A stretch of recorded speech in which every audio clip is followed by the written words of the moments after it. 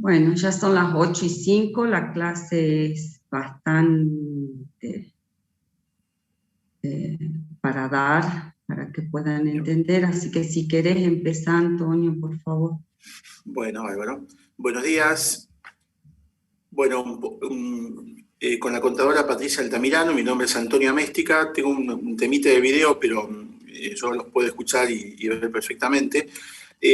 Vamos a dar por inicio al práctico número 6, que tiene que ver con renta de segunda categoría, ¿sí? No sé si, Patricia, vos ya pudiste compartir la pantalla.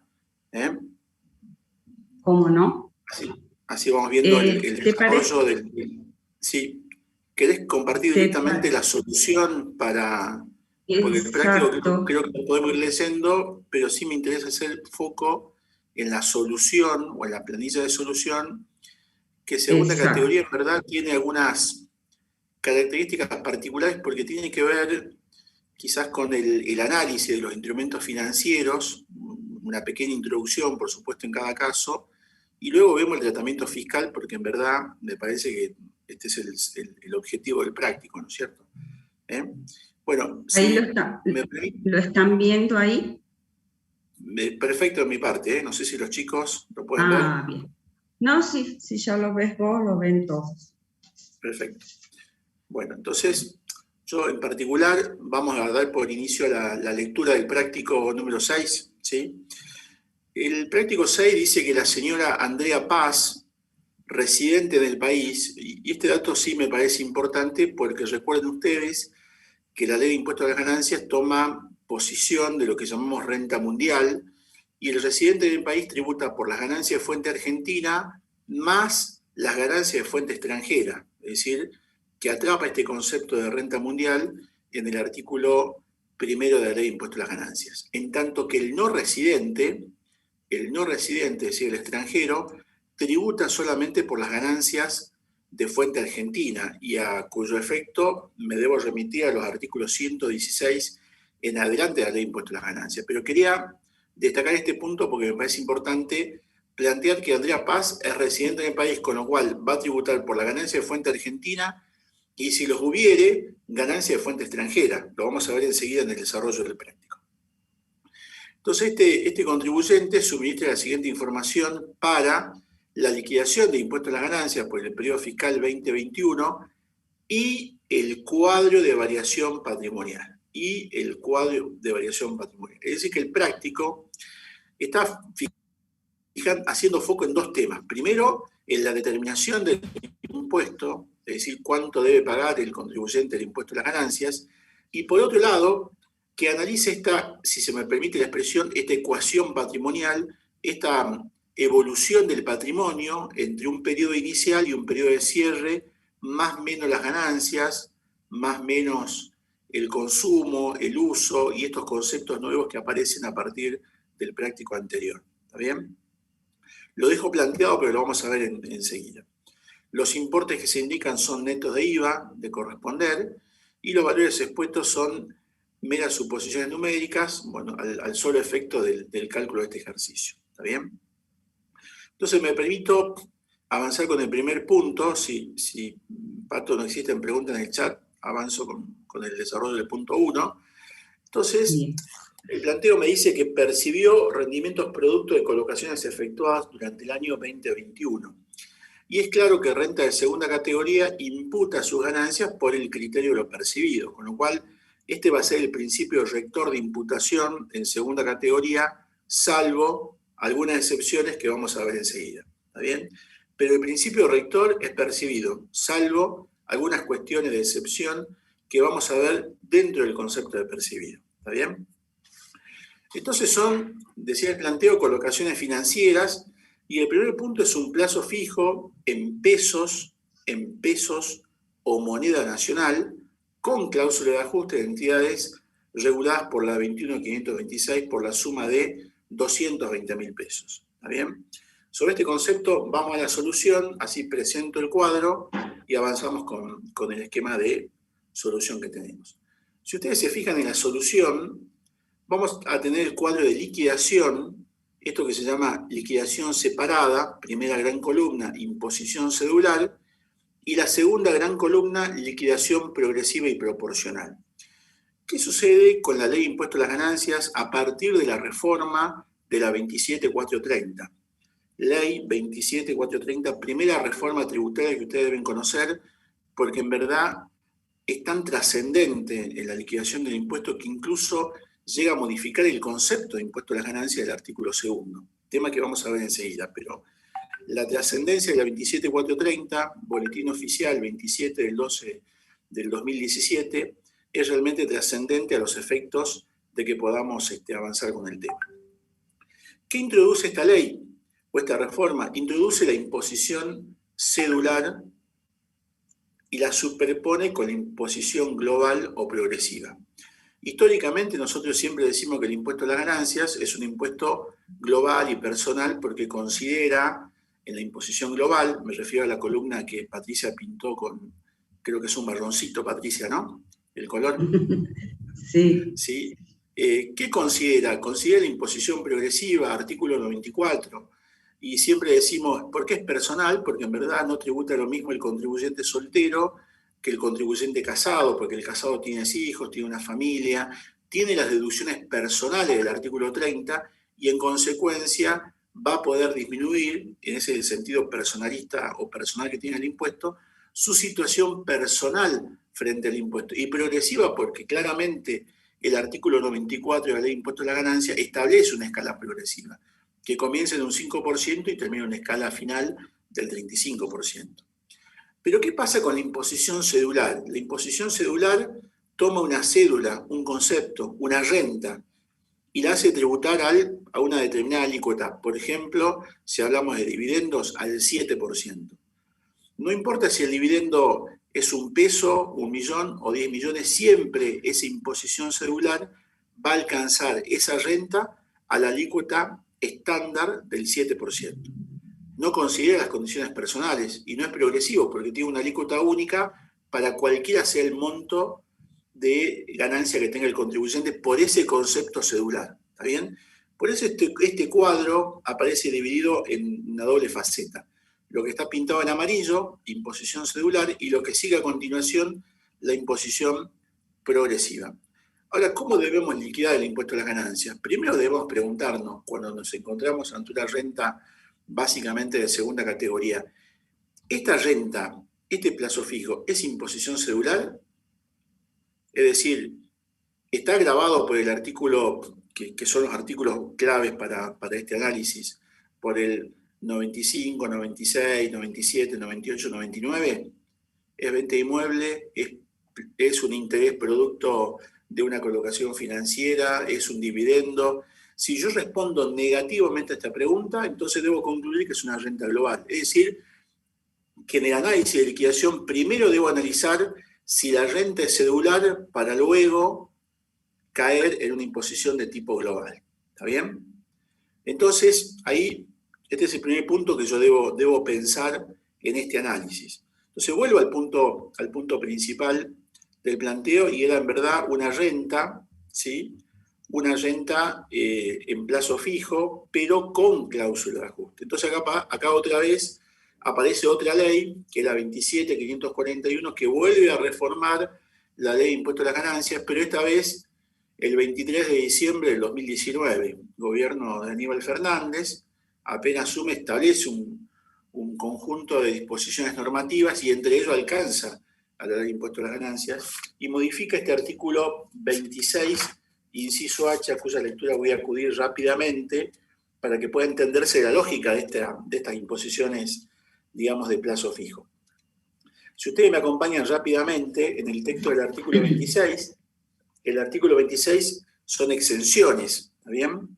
Y el inciso H dice, están exentos, inciso H, los intereses originados en los siguientes depósitos efectuados en instituciones sujetas al régimen legal de entidades financieras normados por la 21.526. Es decir, son instituciones financieras reguladas por el Banco Central de la República Argentina.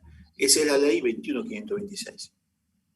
¿Y cuáles son esas colocaciones? Y la norma dice, en caja de ahorro, en cuenta especial de ahorro, a plazo fijo, en moneda nacional. en moneda nacional. Y le pido que marquen esa palabra. Las imposiciones que exime la norma son las colocaciones financieras, plazo fijo, caja de ahorro, cuenta especial, en pesos, es decir, en moneda nacional. Y me voy a saltear y voy al último parrafito de este inciso H que dice: quedan excluidas de esta exención, o sea que la norma neutraliza la exención, ¿para quiénes? Para los intereses provenientes de depósitos con cláusula de ajuste. Es decir, que un plazo fijo con cláusula de ajuste en pesos se encuentra grabado o exento, sería la pregunta. Y la conclusión lógica sería: se encuentra grabado, porque la última parte del inciso H lo que hace es neutralizar la exención dispuesta en el primer párrafo. ¿Está bien? Entonces, ¿qué tenemos? Tenemos una colocación financiera en pesos con cláusula de ajuste, con lo cual nos lleva a la imposición o a la gravabilidad de este concepto. Y en verdad, esto antes de la 27.541, esto era una imposición cedular, porque era, si ustedes van a la norma, el artículo 95, y si tenemos el mismo texto de Repar, el artículo 95 hoy dice, en su texto, dice, interés y rendimiento de cuánto de emisión, perdón, es el artículo 95, rendimiento de producto de colocación de capital, y dicen derogado por la 27.541.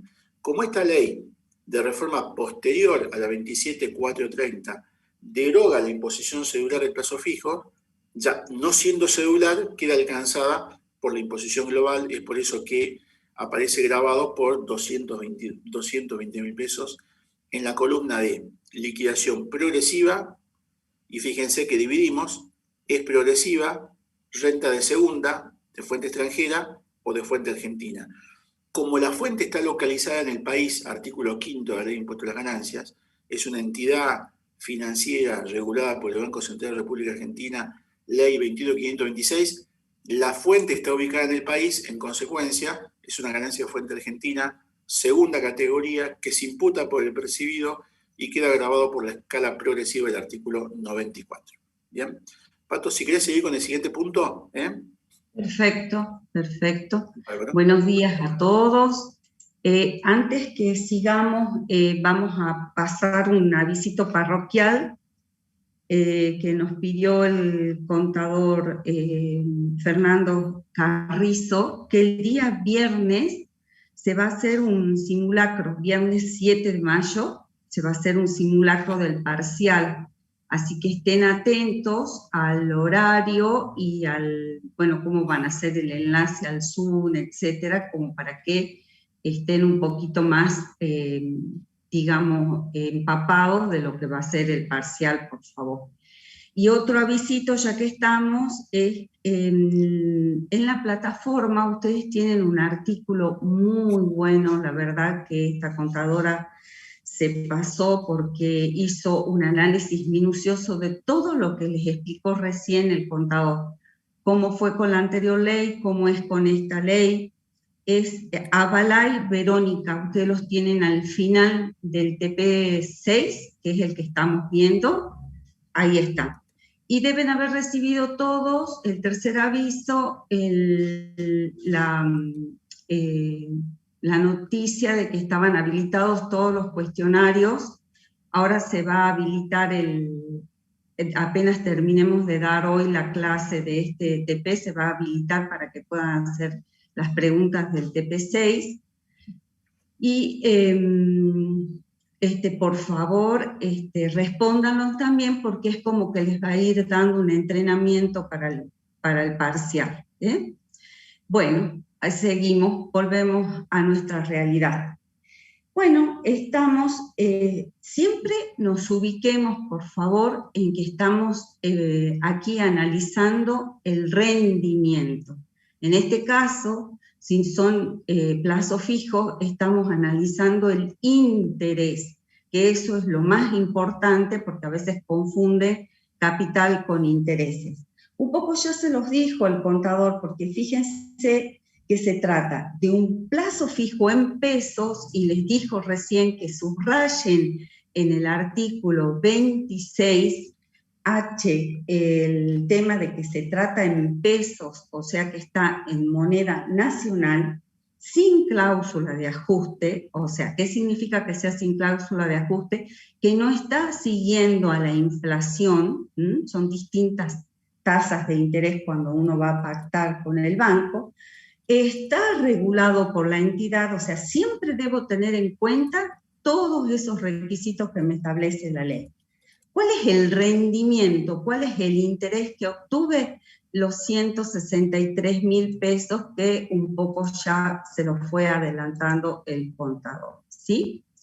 Fíjense, aquí tienen, no sé si lo alcanzan a ver, lo que siempre insistimos con respecto a cómo tengo que analizar yo cómo se circunscribe la ley. Si esta es mi ley, acá tengo yo dentro de esa escala progresiva, tengo los 220.000 del punto 1A. Están grabados. ¿Pero por qué están grabados? Porque son con cláusulas de ajuste y la ley clarito, recién les hizo que subrayen el contador Antonio, está en el último párrafo, que donde me dice que no va a estar exento. Entonces, ese imponible, ese rendimiento, ese interés, está grabado. ¿Esto tiene un capital? Sí, tiene un capital, pero lo que yo estoy evaluando acá es únicamente la ganancia, el rendimiento, ¿ok?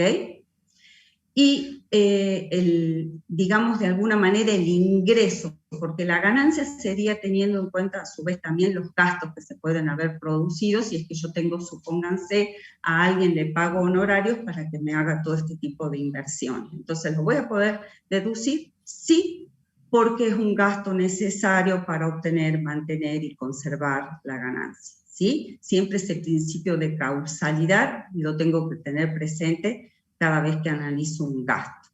Y en el 1B, que es el otro que estábamos analizando recién, ¿se produce el hecho imponible? Sí, el hecho imponible está dentro del ámbito de la ley, pero el legislador decide considerarlo exento. Háganse siempre esos gráficos como para que vayan teniendo en cuenta cómo se produce. ¿Querés seguir, Antonio, con el A, B, perfecto. C? Vamos, ahí no perfecto. sé por qué está mal, está vuelta el B. Sí, bueno, vamos con el tema y vamos así conceptualizando este instrumento financiero, caja de ahorro en dólares, en entidades regidas por la 21526, son 8.000 pesos, obviamente convertidos a pesos para la liquidación. Bueno, claramente en este concepto nos encontramos en que como la colocación financiera no es en moneda nacional, como indica la norma exentiva, se encuentra agravado, porque la colocación en moneda extranjera, en moneda extranjera puede ser en dólares, pueden ser euros, cualquiera sea la moneda en la cual se haya constituido el instrumento financiero en la entidad regulada por la 21526, no importa, siendo moneda extranjera, en todos los aspectos se encuentra gravada por el impuesto. Y vuelvo a repetir, como la imposición cedular de este instrumento ha sido derogada por la 27541, que estaba contenida en el artículo 95, ya no es imposición cedular y pasa a constituirse en imposición global o progresiva del artículo 94. La gravabilidad nace, como bien dice, y lo tienen claramente en la columna de observaciones, por imperio del artículo 48, inciso A, 48, segunda categoría, inciso A, toda colocación de un capital, y no cumple con los requisitos de la exención. ¿Por qué? Porque a pesar de que sea una colocación financiera en una entidad del país y regulada por la 21526, la imposición es en moneda extranjera, es en dólares, y eso, desde el punto de vista de la estructura de la norma, lo saca de la exhibición, lo saca de su condición de exento, o no llega a cumplir esos requisitos, por eso aparece grabado en la ley de impuesto a las ganancias. Pato, ¿querías avanzar con el siguiente punto? Bien, bien. No estoy pudiendo ver, los chicos me parece que están escribiendo en el chat, pero me parece que al compartir la pantalla no No se me abre el chat. Si podés ver, a ver si hay algunas preguntas, yo mientras tanto continúo. Bien, perfecto. Y en el punto D, ustedes tienen un plazo fijo en dólares en entidades del exterior. Entonces, aquí, si fuesen dólares, como el punto C, de una entidad en la Argentina, obviamente si está regulada por la ley 21.526 es porque está dentro de la Argentina, sería el punto C, o sea que estos 165.000 estarían dentro del ámbito de la fuente argentina. Pero ¿qué pasó? Los dólares los llevé al exterior, la señora Andrea los llevó al exterior y los puso en una entidad del exterior. Entonces aquí, dentro de esa escala progresiva, ya tengo que empezar a diferenciar si es fuente extranjera o si es fuente argentina. En este caso, es fuente extranjera. Por lo tanto, debo imputarla en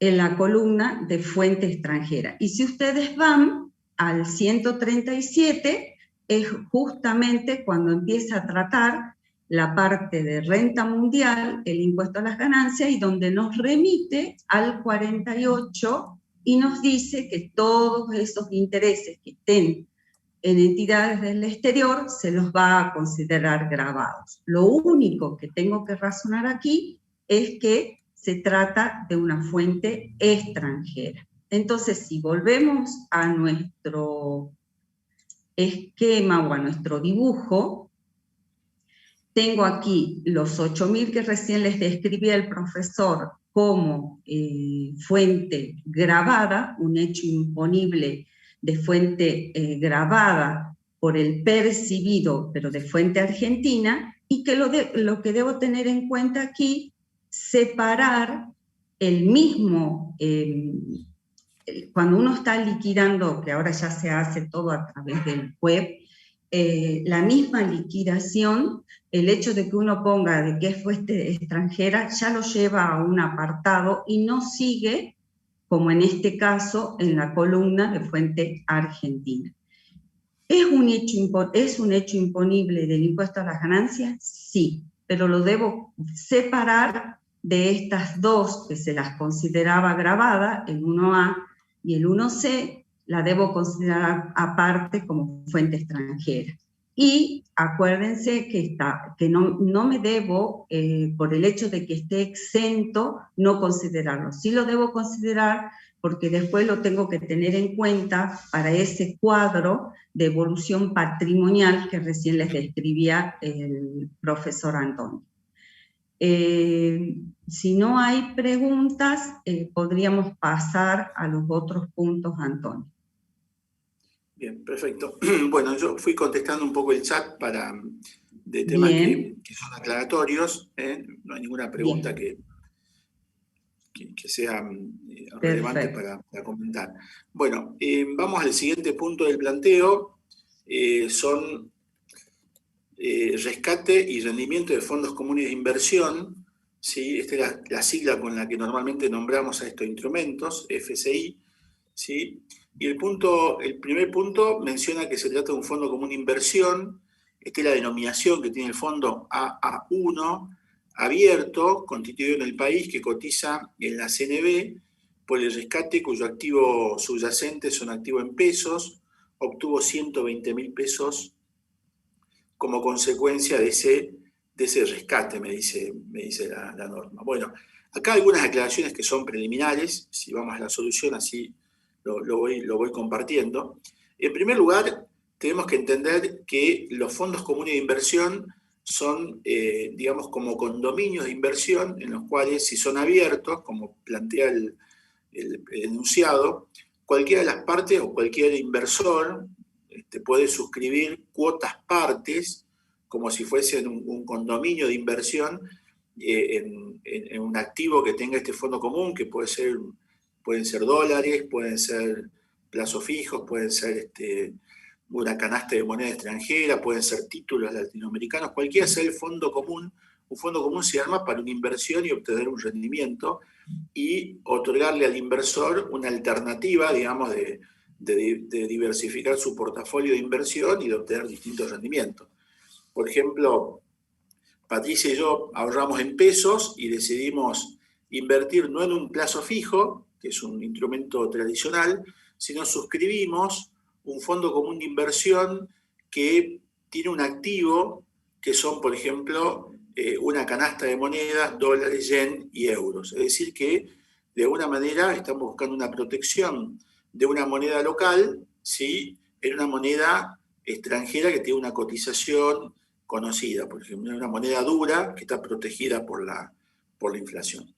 Nosotros compramos parte del Fondo Común de Inversión, puede suscribir cualquiera de los inversores del país, y eso está suscripto, está avalado por la Comisión Nacional de Valores, que es una entidad a nivel nacional que regula las inversiones o que tutela las inversiones efectuadas por este Fondo Común de Inversión llamado AA1. Así como el Banco Central de la República Argentina regula que los bancos funcionen según las previsiones de la ley 21.526, la Comisión Nacional de Valores, la CNV, que así lo llamamos nosotros en la práctica, viene a regular toda esta actividad de inversión, protegiendo al inversor, obligando al Fondo Común de Inversión que publique sus balances, que tenga auditorías, etcétera, etcétera. Es decir, que se trata de un instrumento seguro en términos de inversión. Ahora, cuando yo compro las cuotas partes, o Patricia y yo compramos las cuotas partes, lo que hacemos es suscribir un fondo. Es decir, compramos. Eso se llama suscripción. Y cuando vemos que la canasta de moneda, que es el activo subyacente, subió, decidimos vender. Eso se llama rescate. ¿Estamos de acuerdo? Yo ingreso al fondo con una suscripción y salgo del fondo vendiendo mis cuotas partes, pero técnicamente se llama rescate. ¿Estamos de acuerdo? Y el planteo me dice que como consecuencia de ese rescate, yo obtuve un beneficio neto de 120.000 pesos. ¿Está bien? Entonces la pregunta es, ¿este concepto, este rescate, está grabado o está exento por la ley de impuesto a las ganancias? Y acá tenemos que volver a un concepto o a una norma que también está en el artículo 26, ¿sí? Y es el inciso U, ¿está bien?, de la norma, ¿sí? Pero antes, a mí me gustaría ver dos temitas, o uno en especial, y vuelvo, al artículo 26, inciso H. Inciso H, primer párrafo, a la mitad del artículo, que dice, a los efectos de la presente exención, ¿sí lo pueden ver?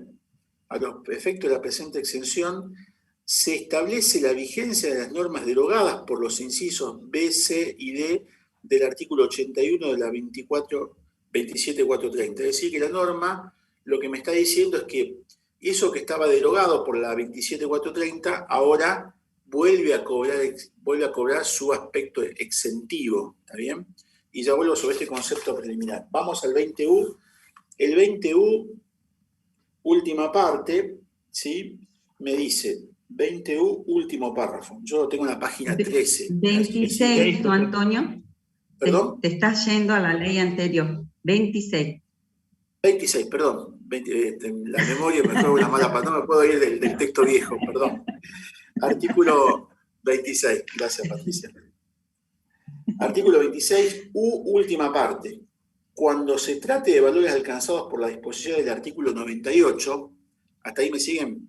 ¿Estamos todos ahí? Cuando se trate de valores alcanzados por la disposición del artículo 98, y ustedes me preguntarán, ¿qué es el artículo 98? Y yo al inicio de la clase, ¿qué le dije? Del 95 al 100, ¿qué es? Renta cedular. Y el 98, en particular, si vamos a ver en la norma, y allá voy a toda velocidad, artículo 98, operaciones, leo el título, operaciones en enajenación de acciones, valores representativos, certificados de depósitos, cuotas y participaciones sociales de fondos comunes de inversión. Es decir que a los efectos normativos, el rescate de los fondos comunes de inversión es una renta cedular del artículo 98. ¿Pero qué hace la reforma? Me dice, cuando se trate de valores alcanzados por la disposición del artículo 98, no comprendidos en el primer párrafo de este inciso, los sujetos mencionados en este último también quedan exentos de los resultados provenientes de su compraventa. Recordemos que el rescate es una compraventa, cambio, permuta o disposición, en la medida que coticen en bolsa o mercado de valores autorizados por la Comisión Nacional de Valores. Es decir, lo que hace la reforma de la 27.541 es volver a otorgarle el tratamiento exentivo que tenían los fondos comunes de inversión en este sentido. Es por eso que el rescate de los 120.000 pesos aparecen en la columna de exento, no grabado, no computable. En verdad, el tratamiento correcto es exento.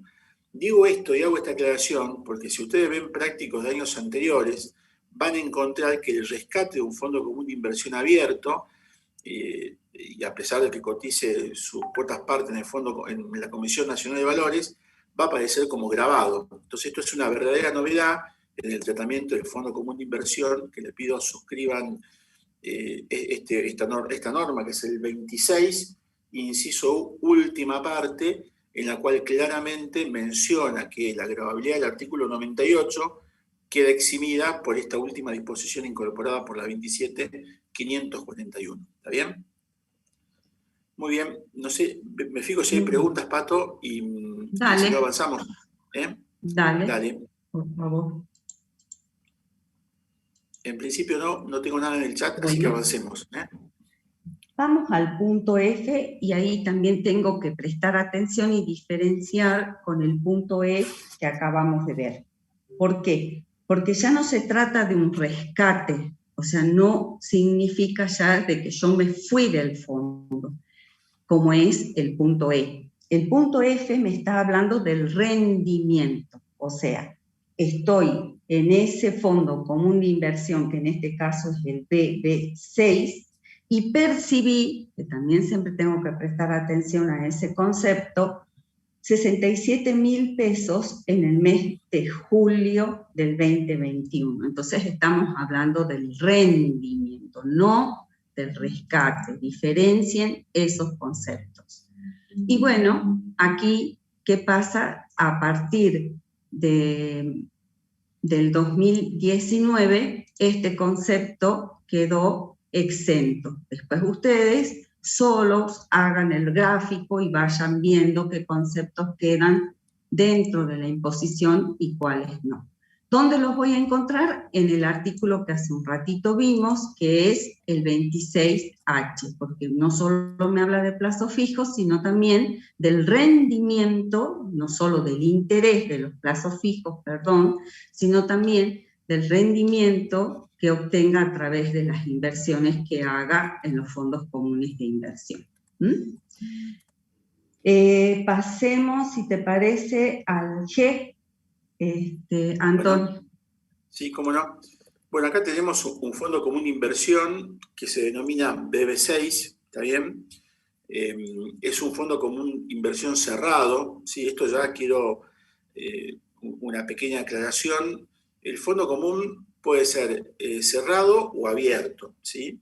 En el primer caso que vimos es un fondo abierto en el cual se emiten cantidades de cuotas partes, voy a decir, utilizando una expresión que no es correcta, pero de manera ilimitada, ¿sí? En la medida que se suscribe, pueden seguir emitiendo acciones o cuotas parte, mejor dicho, de ese fondo.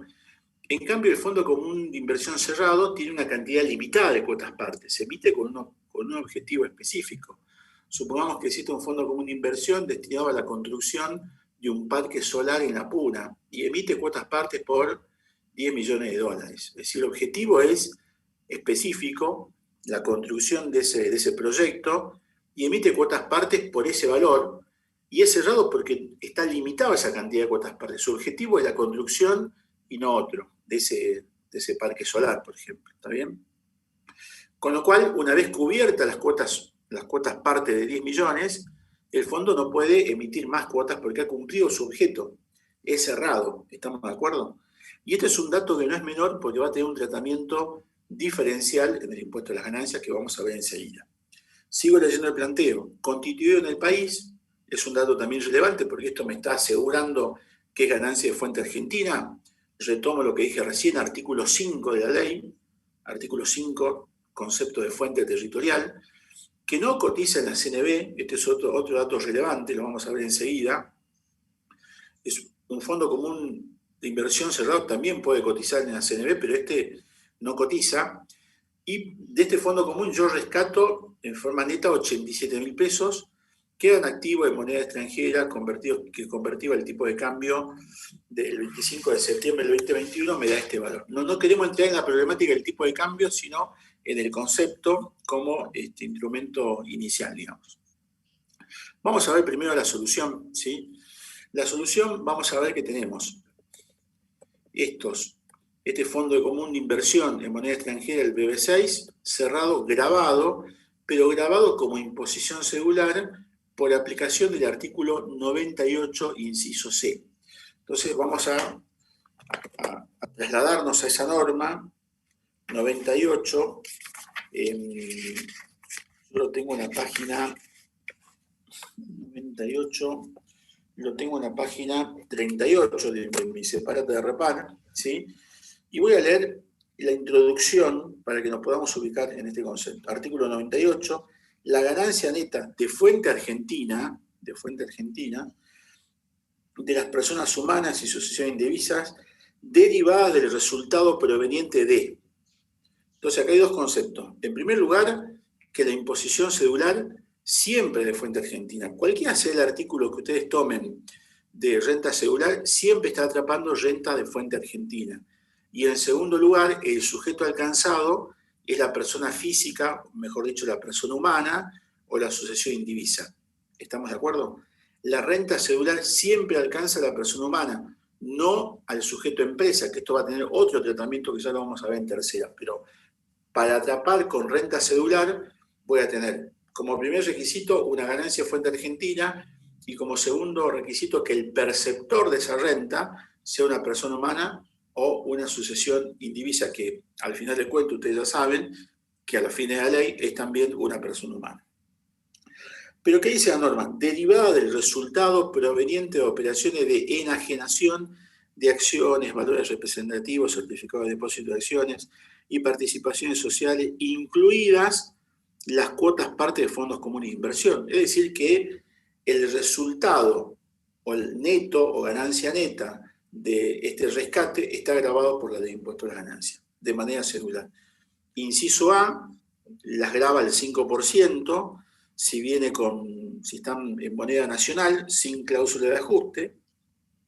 El inciso B las graba al 15% cuando ese rescate es en moneda nacional con cláusula de ajuste o en moneda extranjera. Fíjense la última partecita de cada inciso. Y el inciso C, que es donde está grabado este rescate, lo voy a leer completo para que se pueda apreciar el cambio de redacción que tiene. Dice, inciso C, las acciones, valores representativos, certificado de depósito de acciones, certificado de participación y cualquier otro derecho de fideicomiso o contratos similares, cuotas partes de fondos comunes de inversión, a que se refiere el segundo párrafo del artículo primero de la 24083. 24083 es la ley de creación del Fondo Común de Inversión. Artículo primero, primer párrafo, define qué son los fondos comunes de inversión y entre ellos dice que es un contrato y que no es una persona jurídica, Fondo Común de Inversión. Segundo párrafo de la ley 24083 me dice cuál es el tratamiento de los fondos comunes cerrados. Y tercer párrafo del artículo primero, fondos comunes de inversión abiertos. Es decir, que el inciso C del artículo 98, cuando me dice el segundo párrafo del artículo primero de la 24083, se está refiriendo a los fondos comunes cerrados.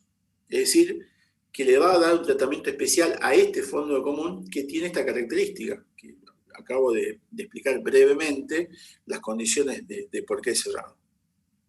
Y dice que, punto 1, cotizan en bolsa o mercado de valores autorizados por la Comisión Nacional de Valores, que no cumplen con los requisitos a que hace referencia el inciso U del 26 de esta ley, o que no cotizan en las referidas bolsas o mercados de valores.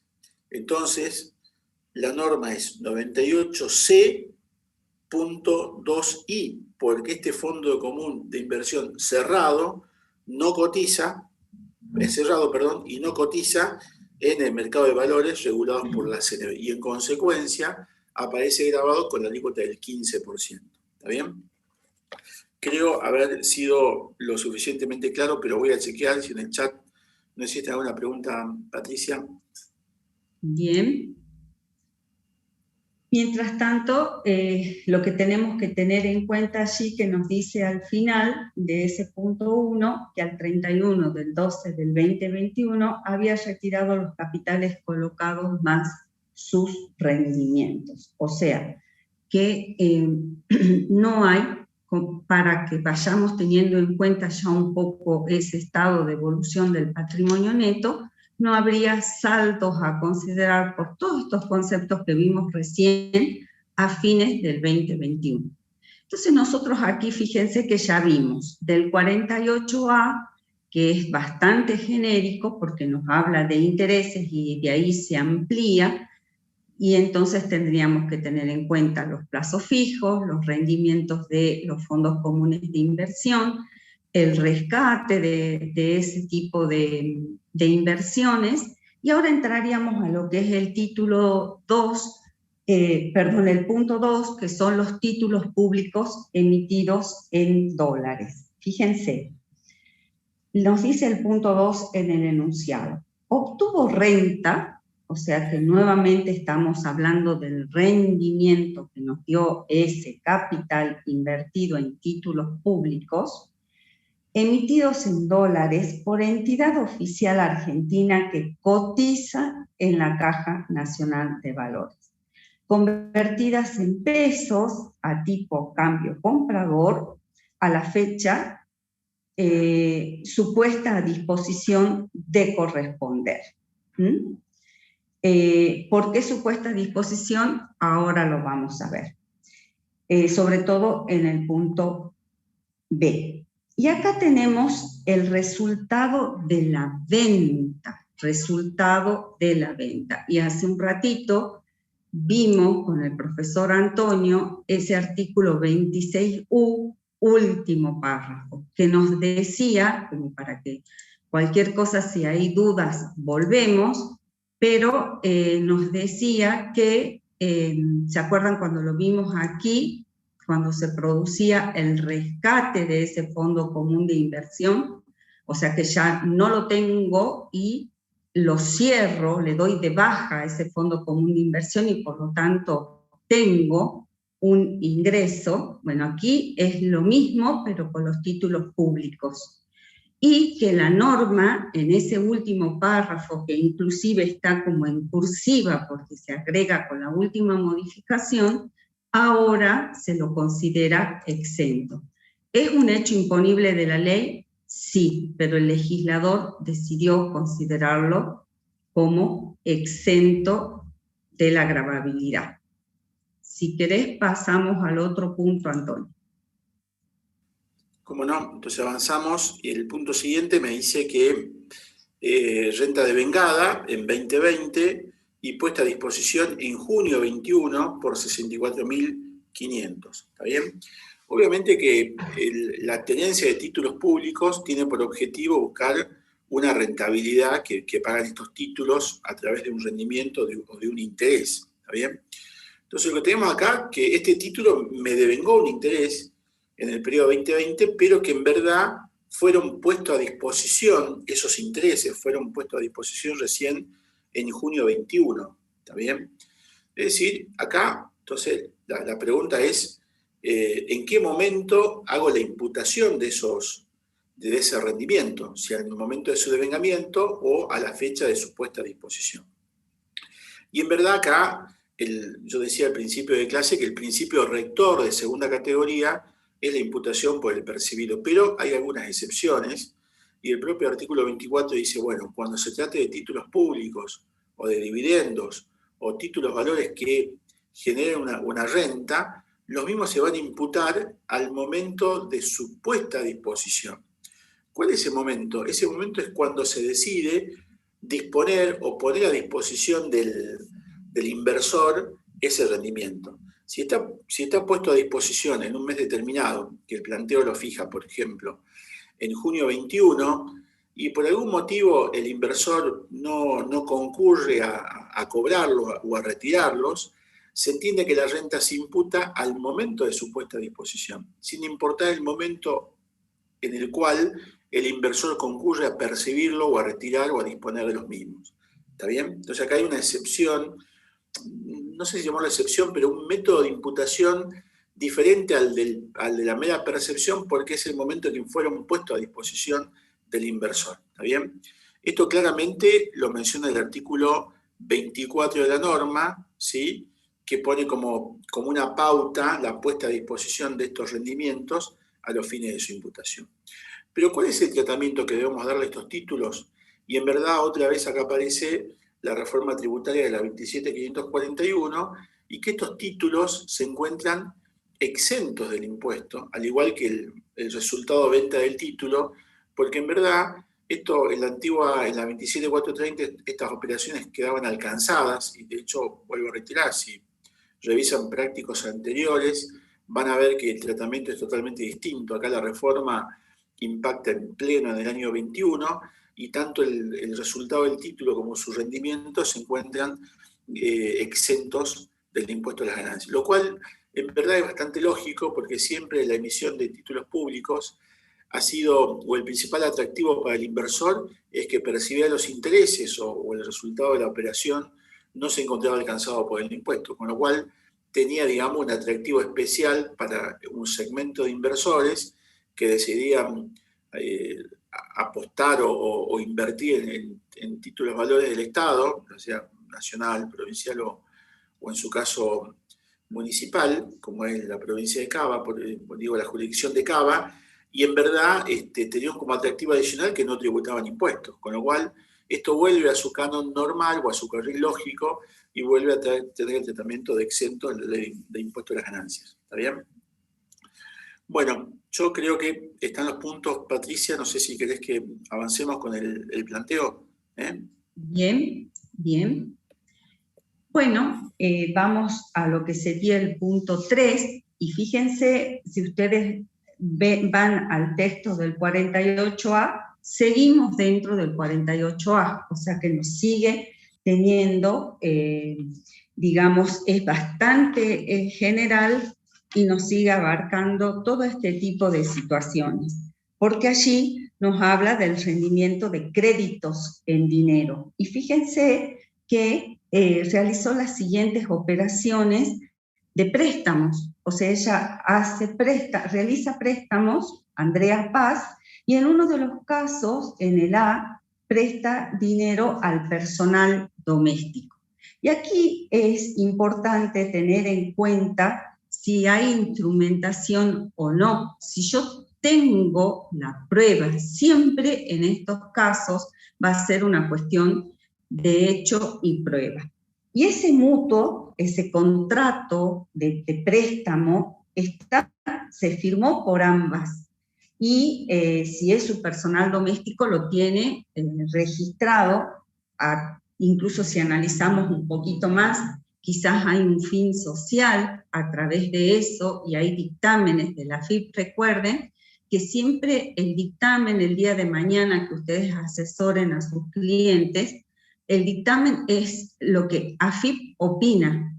Entonces uno a veces le dice, mira, para AFIP esto así se puede resolver correctamente y no vas a tener problema. Ahora, si no estás de acuerdo, seguramente en algún momento, si nos cuestionan, vamos a tener que ofrecer más pruebas, tener la documentación correcta como para defender esa situación.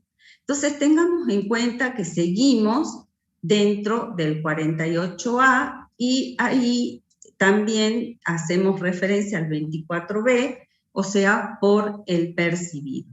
Y aquí también tengo que empezar a tener en cuenta un artículo, el 52, donde se diferencia totalmente el primer párrafo del segundo párrafo. Ustedes léanlo con detenimiento. El primer párrafo, ¿alguien me puede decir qué es lo que admite? A ver si puedo ver el chat, que es fundamental. No lo estoy pudiendo ver, no sé por qué no me lo toma. Bueno, espero que hayan... El párrafo no admite prueba en contrario. Exactamente. El primer párrafo admite prueba en contrario. Bueno, él ya lo tenían macheteado en el TP. En cambio, el segundo párrafo, que ya lo vamos a ver con detenimiento también, no admite prueba en contrario. Entonces, ¿qué significa? ¿Cuál es mi prueba aquí con el préstamo que yo realizo a mi personal doméstico? Es un contrato firmado por ella y seguramente también la tengo registrada en libros y todo. O sea, yo puedo demostrar que es el personal que trabaja en mi casa. Entonces, ¿obtuve interés, obtuve un rendimiento por ese mutuo pactado? No, solamente le presté y después inclusive se verá si en algún momento me lo devolvió o no, o quizás lo descuente del recibo de sueldo y ahí quedará transparentado cómo fue que se manejó ese préstamo y queda documentado, que es lo importante aquí. ¿Por qué? Porque no hay ningún parentesco, que es lo que vamos a empezar a ver con los siguientes puntos. Si querés, pasamos al B, Antonio.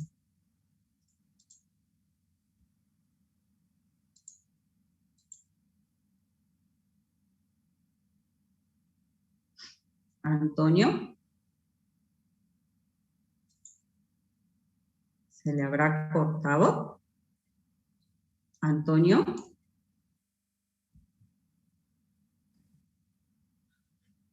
Me fijo si es que me escribió algo. No. Sí aparece, pero parece que está silenciado. Antonio. No sé si me escucha.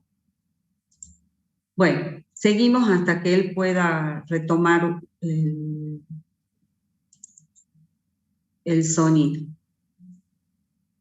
Fíjense en el punto B. Tiene un contrato de préstamos por 20.000 y se pactó un interés del 5% directo. Aquí también tengo el mutuo, tengo la documentación, tengo el firmado, no me dice quién es, pero sí he pactado un interés del 5% mensual. Que si me fijo en el punto D, ¿sí? Tengo allí una tasa pactada del 34% adelantada anual a 30 días. Entonces, si yo divido 34 dividido 12, veamos,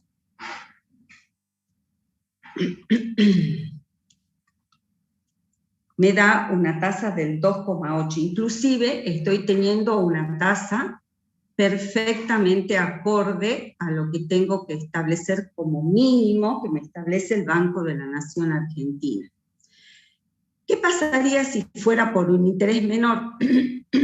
No habría ningún problema si fuera por el 2%. ¿Por qué? Porque admite prueba en contrario. ¿Cuál sería mi prueba aquí? Ese mutuo pagado con intereses. Por lo tanto, allí voy a imputar, fíjense, a la segunda de Fuente Argentina, los 2.000 pesos que he ganado, el rendimiento de ese préstamo. 20.000 por los 2 meses que obtuve un 5% de interés. Y sigo allí dentro del 48A, 24B, de los ingresos cuando se perciban, los gastos cuando se paguen. Y en el C es lo que decíamos aquí de los préstamos. Veamos lo que nos dice. Es un préstamo por 30.000 sin instrumentación. O sea, no es como los dos casos anteriores que sí tenían el contrato firmado tanto por ese tercero que no me lo describe en el B, y como la señora que es del personal doméstico. Entonces nos dice, sin instrumentación a su hermano, transferido a su cuenta bancaria, o sea que ya ahí ya tengo una instrumentación, eso es importante, ya tengo cómo demostrar, ¿sí? No se pactaron intereses por tratarse de un familiar. Y aquí me tengo que detener porque nos pidieron que por favor se lo explicáramos porque no se alcanzó a dar en la teoría. Entre parientes es como que las exigencias formales se atenúan. ¿Por qué? Porque yo no le voy a estar haciendo firmar un contrato mutuo a mi hermano, a mi papá, a mi hijo, o sea, a los ascendientes, a los descendientes. O sea, cuando hay ese vínculo cercano, esas exigencias formales se atenúan. Pero lo que no tengo que perder de vista aquí es que ese circuito que se forma de prestar el dinero, en este caso a través de una transferencia bancaria, hacerlo en forma prolija, igual lo tengo que demostrar.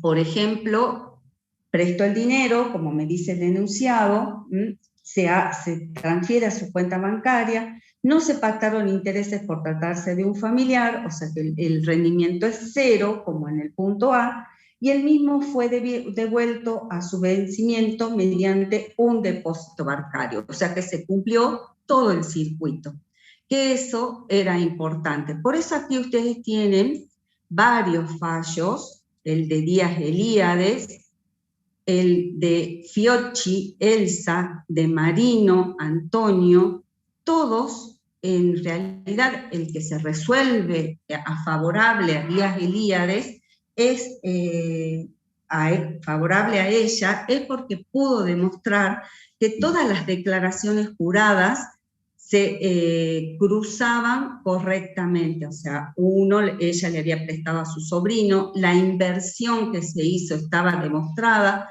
o sea, ella, por ejemplo, saca un plazo fijo, saca de un plazo fijo, le presta en ese momento, porque fíjense que estamos hablando del año 73, o sea que ya hace bastante de esto y no existía tanto lo de las transferencias bancarias, todo coincide con los tiempos.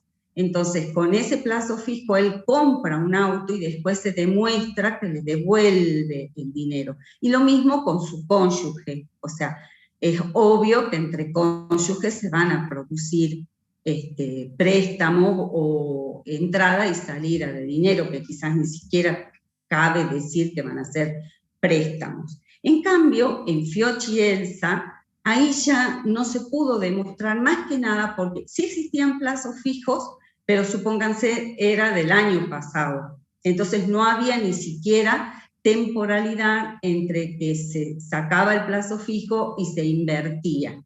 Entonces en esos casos lo que se dijo concretamente es que debe, por un lado, acreditarse la titularidad de los fondos en cabeza de quien presta. Fíjense en lo importante. La titularidad de los fondos de quien presta. Eso ella no pudo demostrar. Su entrega al deudor, a quién se lo va a deber. Y la aplicación del mismo, como decíamos hace un rato, se compra un auto y su posterior restitución. O sea, todo el circuito no se pudo demostrar. Y en caso de Di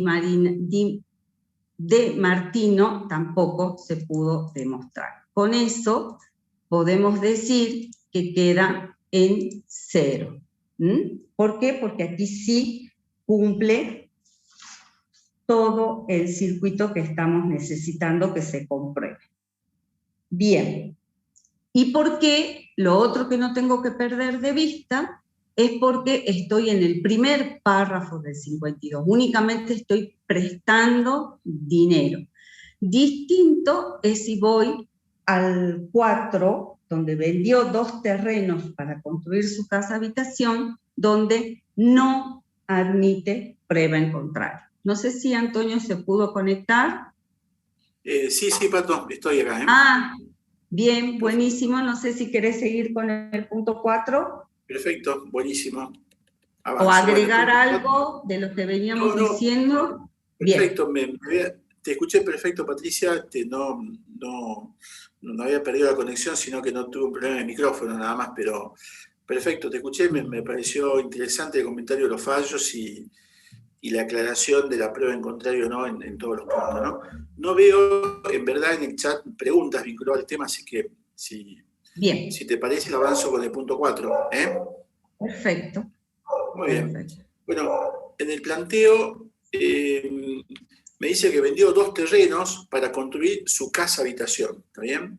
El terreno A, que fue adquirido en julio del 2017 en 80.000 pesos, vendido en octubre 2021. Le pido que tomemos nota de las fechas porque es relevante a los fines de la solución del práctico. Compró en julio del 17, ¿sí? Vendió en octubre del 21 en 100.000 pesos a 90 días de plazo.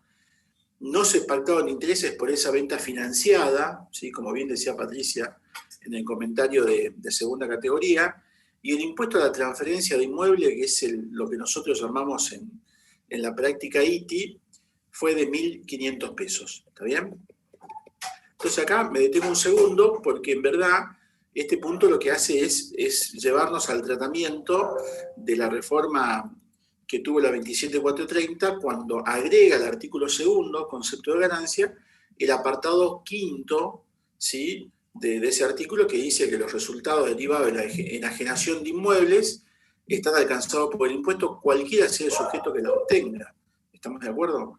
No importa quién sea el sujeto, una persona física o indivisa o jurídica que los obtenga, ese resultado venta, aunque sea el único inmueble, aunque sea por única vez, ¿sí?, aunque extinga la fuente productora, se encuentre agravado por el impuesto a las ganancias. ¿Por qué? Porque en verdad lo que hace la 27430, incorporando el apartado quinto del artículo segundo, e introducir un concepto nuevo, por eso decía en algún momento que esto altera el concepto, modifica el concepto de ganancia en la estructura tradicional del impuesto del artículo segundo, y a pesar de que se trate de una ganancia de capital, se encuentra agravada por el impuesto. Ahora, la cuestión es a qué categoría de renta pertenece. Habida cuenta que ya estamos todos de acuerdo que está grabado, a qué categoría de renta pertenece, porque la asignación de la categoría me va a decir si es de tercera, cuarta, segunda, y cuál va a ser el principio de imputación. Lo que hace el legislador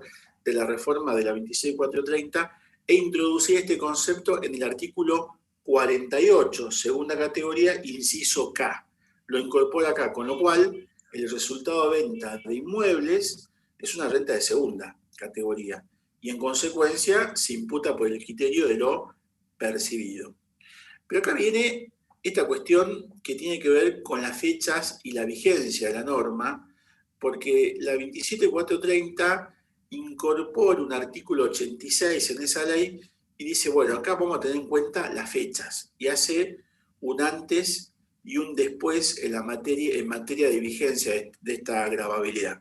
Dice, si usted compró antes del 1 del 18, ¿sí?, usted paga ITI, o sea, el impuesto a la transferencia de inmueble. ¿Cuándo paga? Cuando lo venda, porque el impuesto a la transferencia de inmueble grava la transferencia onerosa en cabeza del vendedor. Impuesto a la transferencia de inmueble. ¿Estamos de acuerdo? Pero si usted lo compró antes del 1 del 18, usted lo adquirió en el 2015, en el 2016, 11, y lo vende ahora en el 21, esa venta de inmueble no está grabada por ganancias, porque la 27430 entra en vigencia el 1 del 2018. En consecuencia, todos los bienes adquiridos con anterioridad, como preservando el derecho de propiedad del contribuyente, dice esto queda alcanzado por la legislación anterior, y la legislación anterior gravaba la venta de inmueble, pero bajo la forma del impuesto a la transferencia de inmueble al 1.5% sobre el valor de la venta. Entonces, vuelvo al planteo y la pregunta es, bueno, ¿cuándo compré este inmueble? No, yo lo compré en julio del 17. ¿Es anterior al 1 del 18? Sí. Entonces no pago impuesto a las ganancias, pago ITI. ¿Qué paga ITI? ¿Pago por la diferencia entre 100 y los 80? Porque ese es mi resultado. No, pago sobre los 100.000, porque el ITI tiene una estructura que paga sobre el valor de venta al 1.5. Por eso el cálculo que ustedes tienen que el contribuyente pagó el impuesto de transferencia inmueble de 1.500, surge de multiplicar los 100.000, que es el precio de venta, por el 1.5. ¿Está bien? Entonces, con esta aclaración, vamos a la solución y tengo resultado de venta de inmueble, bien dice la solución, adquirido antes de la reforma, esto significa que no está grabado, pero su resultado, ¿sí? Su resultado, que surge de la comparación entre precio de venta y precio de costo, 20.000 pesos, aparece expuesto en la columna de exento o no grabado. ¿Estamos de acuerdo? ¿Sí? Y yo te pido, Patricia, si vos podés marcarme en lo posible estas columnas que van de no grabado, uso, retención, justificación y no justificación. ¿Sí? Con otro colorcito, no sé, un verde, un rojo. ¿Cómo no? Sí, acá lo marcamos. Todo esto que ella está marcando con verde son conceptos que no hacen en la determinación del impuesto. Lo que determina el impuesto es lo que está marcado con amarillo y marrón, digamos. Sí, ese color me mató, te digo, no lo tengo identificado. Pero todo lo que está pintado de verde para allá va a tener que ver con el cuadro de justificación patrimonial. ¿Estamos de acuerdo? Esto que ven en este arcoíris que está haciendo Patricia, de colores, esto tiene que ver no con la determinación del impuesto, porque estos son conceptos exentos, no grabados, son usos, son justificaciones o no justificaciones que me van a permitir armar el cuadro de variación patrimonial, que es el segundo objetivo de este práctico. ¿Está bien? Es relevante, pero en verdad estos 20.000 pesos, que es un resultado no grabado por el impuesto a las ganancias, me va a permitir justificar mi evolución patrimonial en este cuadro de variación patrimonial que vamos a ver enseguida. Ahora, si este concepto no está grabado, el impuesto, el ITI que pagué, ¿es un concepto grabado o no grabado? Entonces nosotros decimos no, es un concepto no grabado porque no cumple con el principio de causalidad del artículo 83. No cumple con ese gasto necesario para obtener, mantener o conservar la fuente productora de ganancias, porque no hay fuente productora de ganancias. En consecuencia, es un gasto no deducible. Y en el cuadro de variación patrimonial, el gasto no deducible se llama uso de la ganancia. ¿Estamos de acuerdo? ¿Sí?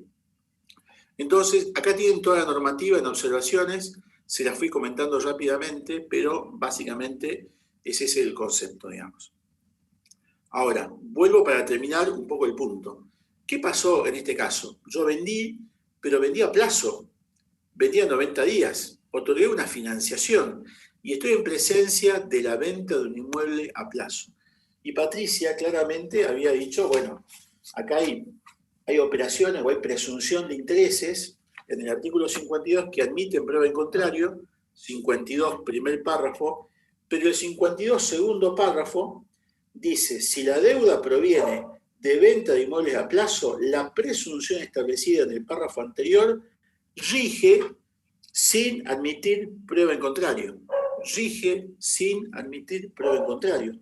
Aun cuando se estipule expresamente que la venta se realiza sin computar intereses. Es decir, que a pesar que en la escritura traslativa de dominio, porque si estamos en presencia de un inmueble, ustedes saben que las ventas por inmuebles se elevan por escritura pública, aun cuando en la escritura yo diga que vendí a plazo y no se pactó intereses, la norma presuntiva del 52 segundo párrafo dispara una presunción que no admite prueba en contrario y nos lleva a calcular los intereses fictos, ¿sí? Presuntos que tiene esta norma. Es por eso que la segunda parte de la solución, ¿sí?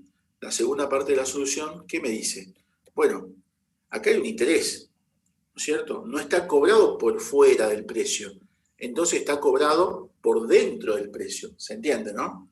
Yo no lo cobré 100.000 más un interés, pero si no pauté intereses y la presunción rige sin admitir prueba en contrario, significa que esos intereses están metidos dentro del precio, están dentro de los 100.000 pesos. ¿Y cómo hago para calcularlo? Bueno, hacemos un cálculo, si ustedes quieren, casi de actuarial o de valor actual, tomo los 100.000, que es el precio de venta, y lo divido por 1,34, dado que 34% es el interés establecido en el planteo, lo divido 12, porque el 34 es un interés anual, y lo multiplico por 3, que es el plazo de financiación. Entonces obtengo, como resultado de ese cálculo, que tengo un interés presunto de 7.834. ¿Es una renta gravada? Sí, es una renta gravada de segunda categoría que se va a imputar por el criterio de lo percibido. Es decir, que acá cobra relevancia cuando cobré. Es decir, vuelvo al planteo. Esto se vendió, ¿no es cierto?, en octubre del 21, y acá tengo que los 90 días, si contamos meses completos, estaría cobrando los 100.000 pesos en diciembre del 21, con lo cual la percepción acá es relevante porque siendo de segunda categoría, el método de imputación es su percepción o su cobro, con lo cual, en este sentido, concluimos que es renta gravada y se imputa en el año 2021. Ahora, ¿qué está pasando? En verdad, este interés yo realmente no lo cobré. Por eso decimos que es un interés ficto, es un interés ficticio, es un interés teórico, que la norma me lleva a grabar porque la norma no presume que si vendo a plazo tuve que haber cobrado un interés. Y que a los efectos de no pagar el impuesto a las ganancias, dije que no lo cobraba, pero lo metí dentro del precio. En verdad es como que el legislador hubiera pensado, en verdad el precio de venta no eran 100.000, eran 92.000. Nada más que vos dijiste que era el precio completo y adentro me disfrazaste con el nombre del precio el interés, por eso te lo calculo. Pero en verdad el interés en la operación pudo no haber existido, entonces por eso hablamos de un interés ficticio, de un interés ficto. Entonces, en mi cuadro de variación patrimonial, ese monto no me hace mover la ecuación patrimonial, porque el ADN de la ecuación patrimonial es la caja. Todo lo que varía es producto de la caja, porque cobré, porque invertí, porque gasté, porque compré. Y en verdad ese interés, siendo ficto, no me permite justificar el cuadro de variación patrimonial. Y siendo que no me permite justificar, lo tengo que neutralizar. ¿Cómo lo voy a neutralizar? Con esta columna que se llama no justificación. ¿Estamos de acuerdo? ¿Sí? Si ustedes ven por un lado, lo estoy sumando en la ganancia, pero esa ganancia al no ser real, lo neutralizo de manera negativa con una no justificación. Último punto y termino con este concepto. ¿Dónde está dicho que los intereses se calculen por dentro y no por fuera? Esto en verdad proviene, y estoy en la columna de observaciones, de un antiguo fallo del Tribunal Fiscal de la Nación del año 68, ¿sí? Llamado Juan Secreto, en donde este fallo lo que hace en esta discusión es decir que los intereses ya están contenidos en las cuotas de la operación, cuando habla de interés presunto, porque esta norma que antes era el artículo 48, todavía me acuerdo, Patricia, de la vieja numeración, el artículo 48 decía exactamente lo mismo que decía este 52. Es un interés presunto por más que las partes digan que no lo cobren. Y en consecuencia, ya en aquella época, fíjense, año 68, ¿sí? Año 68, ya se discutía este tema y a partir de este momento, a partir de Juan Secreto, que es un verdadero leading case en materia tributaria, porque a partir de este fallo ya nadie discute si están incluidos o no, todos decimos que están incluidos, en consecuencia, este es el motivo, el fundamento por el cual estos intereses están incluidos dentro del precio de venta. Bien. Bueno, Patricia, que el último punto, no sé si lo querés desarrollar vos, ¿te parece? Sí, sí. Bárbaro. Sí. Okay. Una sola cosita nada más. Ahí ustedes tienen referenciado antes del fallo que les hablaba el contador Antonio, en el decreto reglamentario del 125.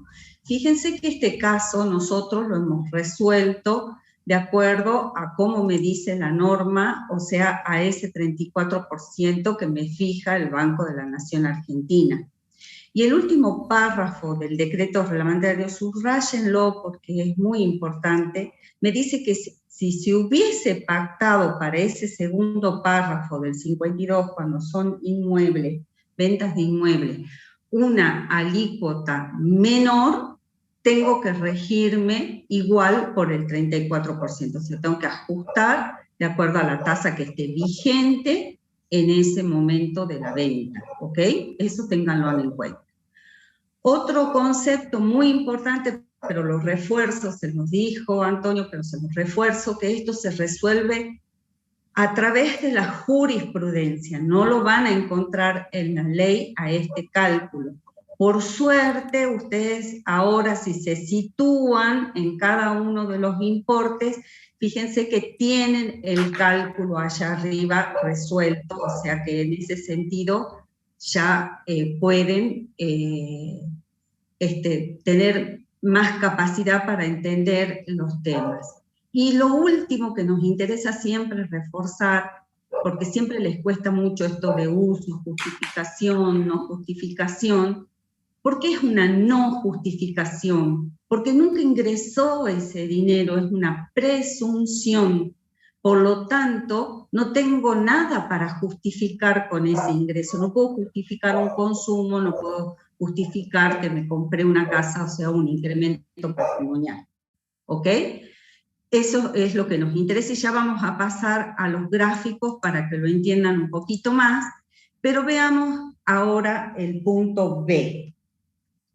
Nos dice que el terreno B, adquirido en marzo del 2020 en 140.000 pesos, el monto, y aquí presten atención, se encuentra actualizado por el índice de precio al consumidor entre la fecha de compra y fecha de venta, que ustedes después vamos a referenciar el artículo para que lo tengan en cuenta. Aquí es como que ya se los damos resuelto, en trabajos prácticos posteriores van a ver este tipo de cálculos, vendido en 280.000 en el 2021, pero al contado. Aquí no tengo ningún interés, o sea que no me va a pasar lo que sucedió con el terreno A. Pero sí tengo que tener en cuenta que se compra y vende a través de la reforma. Entonces no es como el anterior, se va a encontrar grabado. ¿Qué es lo que se va a encontrar grabado? El rendimiento, o sea, la ganancia que tuve. Pero fíjense dónde lo voy a ubicar, y lo voy a ubicar en el impuesto cedular, ¿ok?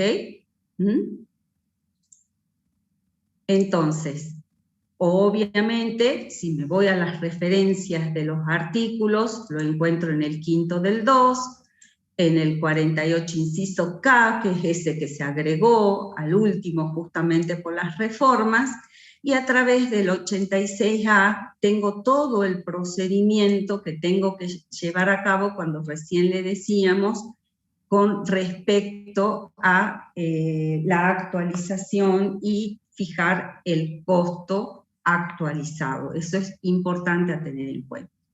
Como para reforzar esto, lo que hemos hecho es prepararles, a ver acá, no se baja, un segundito, aquí. Le hemos preparado lo que sería el eje del tiempo, allí lo ven. Tienen. Sí, perfecto.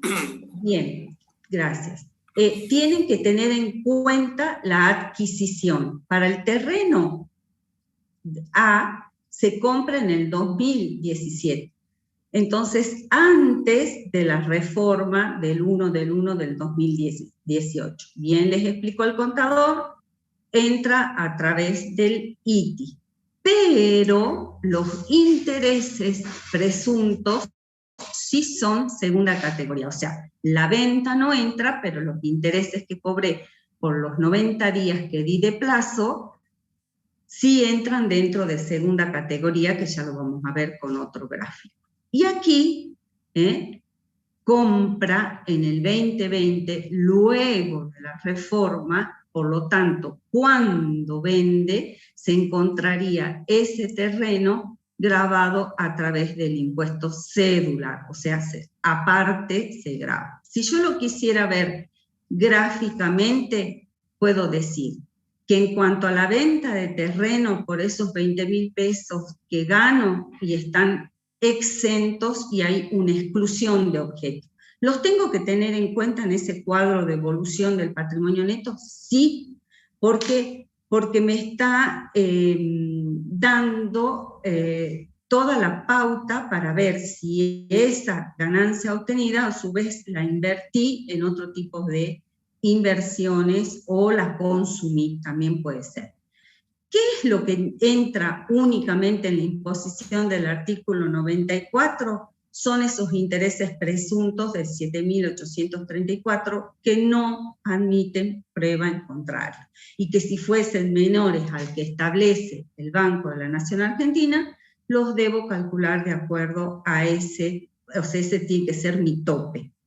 Y si tengo un terreno que lo compré después del 1 de enero del 2018 y se vende, eso entra dentro de la reforma, o sea, se considera un impuesto cedular, o sea, como una cédula aparte, y se calcula y se paga aparte, que ya lo vamos a ver a medida que avancemos en el TP.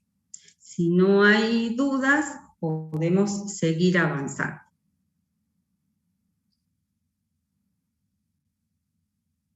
Antonio, no ¿querés veo dudas.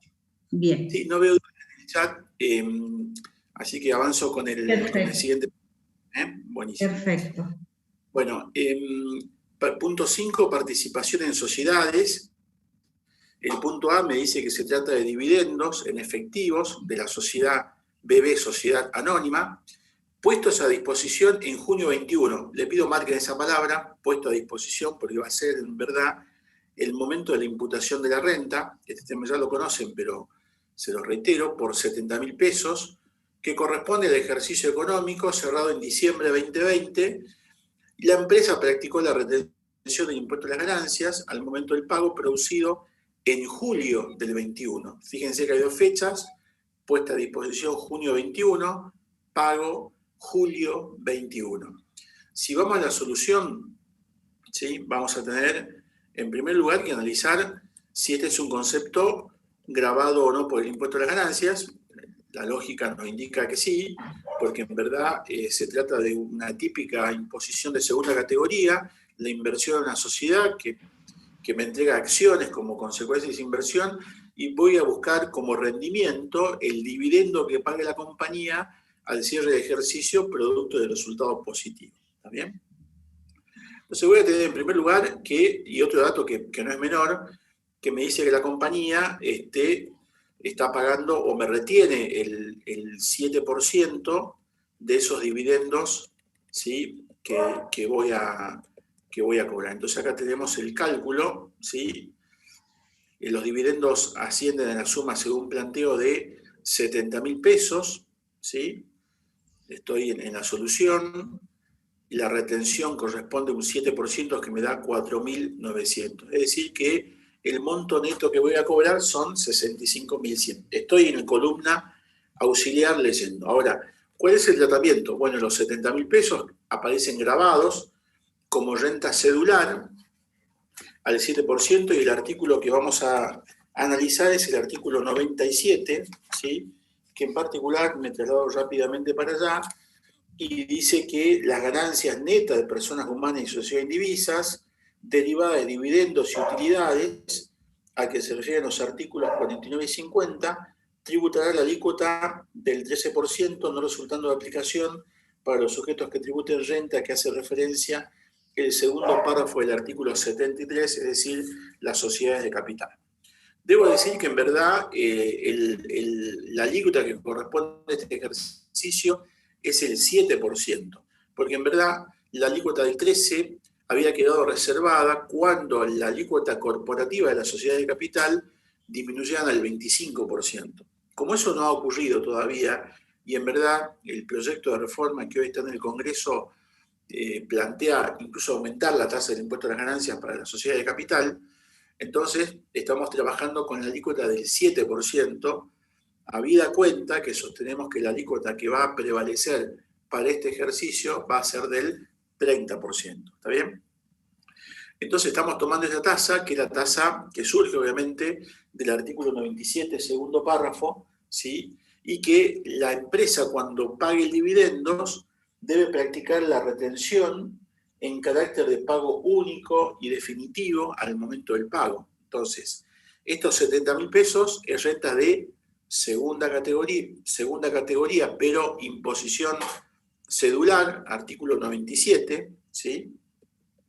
Y los 4.900 pesos van a jugar al otro lado, o en la otra parte que yo llamo no determinativa, pero sí de variación patrimonial. Entonces tengo la retención de 4.900 pesos que va a jugar como un crédito en la situación patrimonial al 31 de diciembre del 21. ¿Está bien? En la situación patrimonial voy a tener un crédito pendiente de imputación. ¿Contra qué? Contra la declaración jurada de impuesto a las ganancias del periodo 21, que vence normalmente en junio del 22.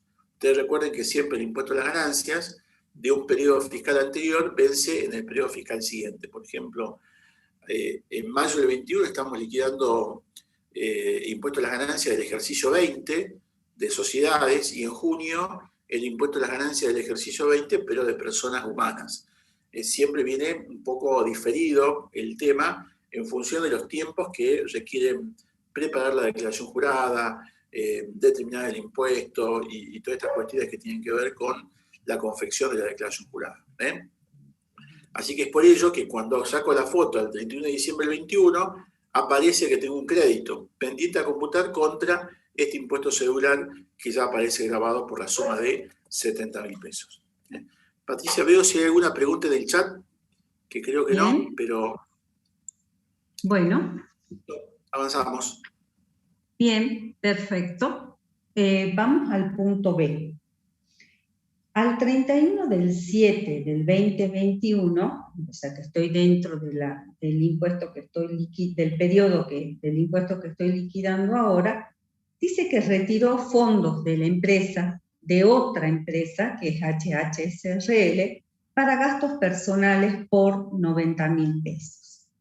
La sociedad practicó la retención de impuesto a las ganancias correspondiente en oportunidad del pago de tales retiros. Eso es algo importantísimo, porque fíjense que tanto en el punto A como en el punto B, yo voy a hacer el cálculo, ¿sí?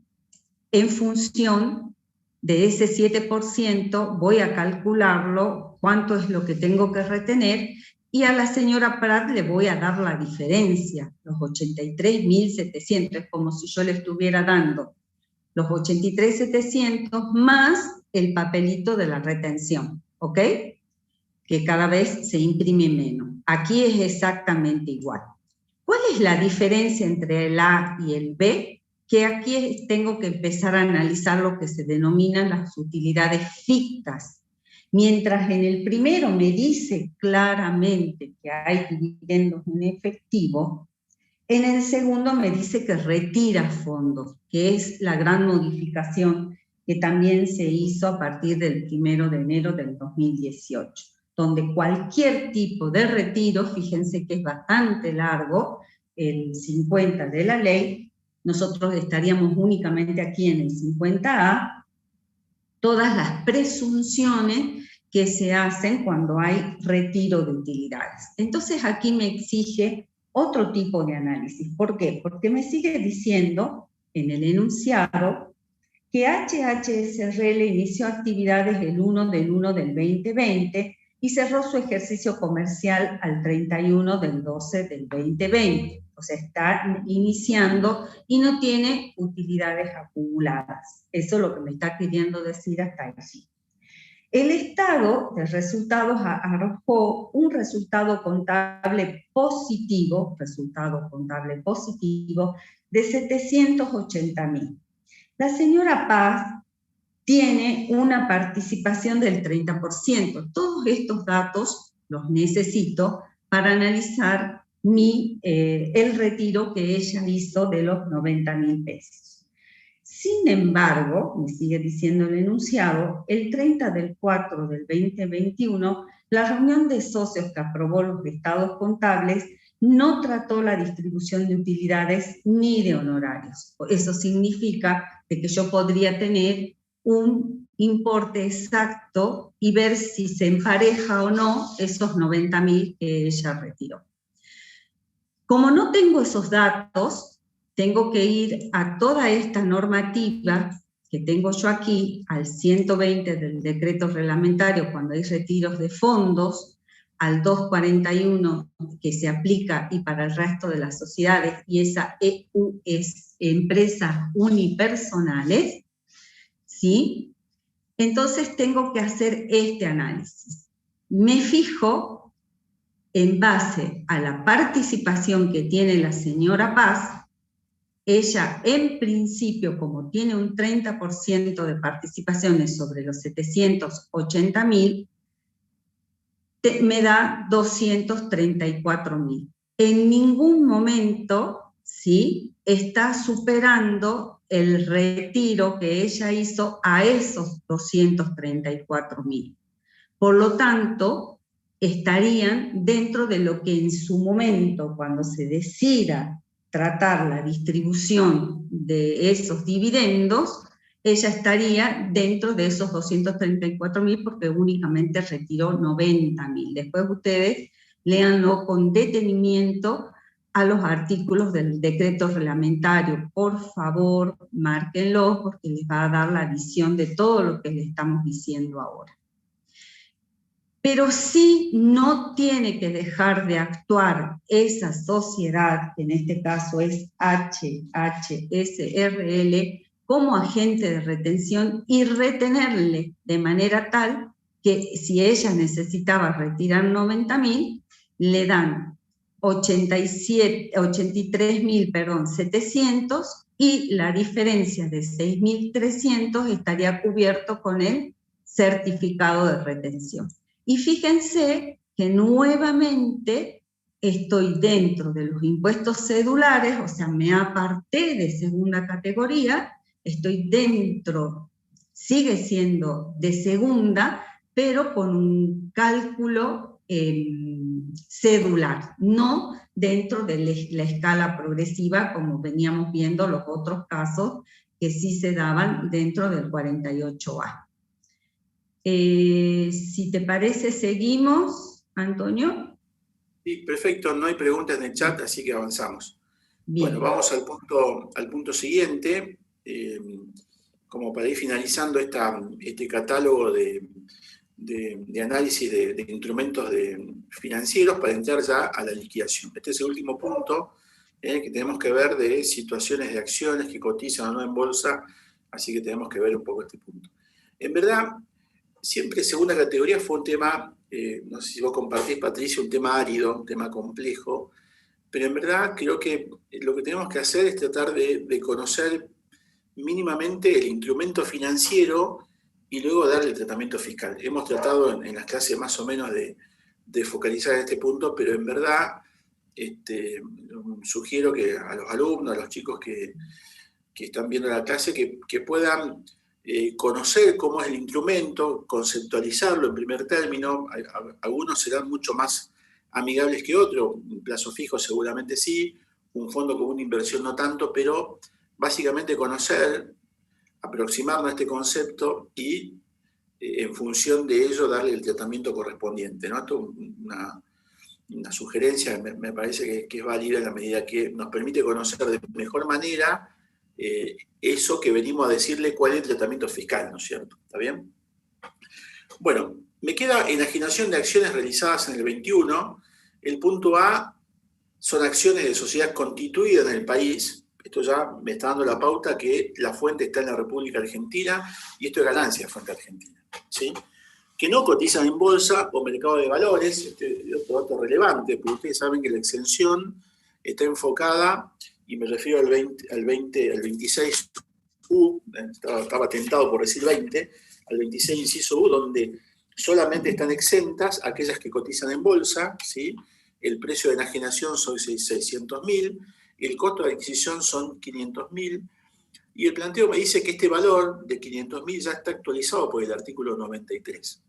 Es un tema que rápidamente yo diría que en verdad hay un coeficiente de actualización que lo vamos a ver más adelante en los próximos prácticos, pero la ley de impuesto a las ganancias, a través de esta reforma y perdón la insistencia con los números, pero quiero que quede grabado en sus ADN que estas normas que son claves, la 27430 introduce una reforma tan importante que permite actualizar determinados valores para la liquidación del impuesto, entre ellos la compra de acciones, pero las compras de acciones realizadas a partir del 1 del 1 del 2018, ¿está bien? Entonces lo importante es que sepan que estos 500.000, cuando los comparo con el precio de venta, ya está actualizado. Las acciones fueron adquiridas en febrero 2020, ¿está bien? Entonces tengo todos los elementos para llegar a la solución del caso. Entonces, ¿qué decimos? En primer lugar, esto se trata de una sociedad que no cotiza en bolsa, que son muchas de las pymes salteñas que podemos conocer.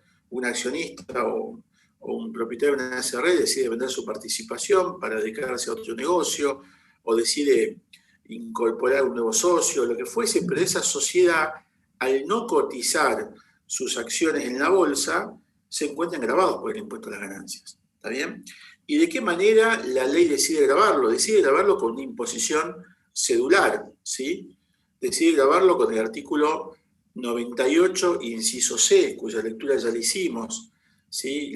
La enajenación de venta de acciones, cuotas sociales, etcétera, etcétera, que no cotizan en bolsa, 98C, 2I, vuelvo a reiterar, que no cotiza en bolsa, en consecuencia aparece alcanzado con una alícuota del 15%. ¿Pero qué graba el 15%? Y vuelvo al artículo 98, la ganancia neta o el resultado neto, es decir, 600.000 menos el costo 500, ganancia neta 100.000. Esos 100.000 aparecen grabados por el impuesto a las ganancias de manera cedular y solo para el supuesto de personas humanas o sucesiones indivisas. El tema normativo lo tienen acá en la columna de observaciones, artículo 2, apartado 4, otra vez vuelvo con el concepto de ganancia, y el 98C, si ustedes quieren agregar, 2I, que es la normativa que va a alcanzar este tributo. Patricia, ¿querés avanzar con el siguiente? Sí, sí, está. Perfecto, bárbaro. Exacto. Bien. Dale. Dale. Bueno, punto. Bien. ¿Sí? ¿Cuál es la diferencia que yo...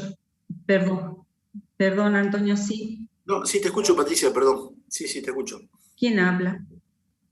Ah, perdón. Bien. Aquí...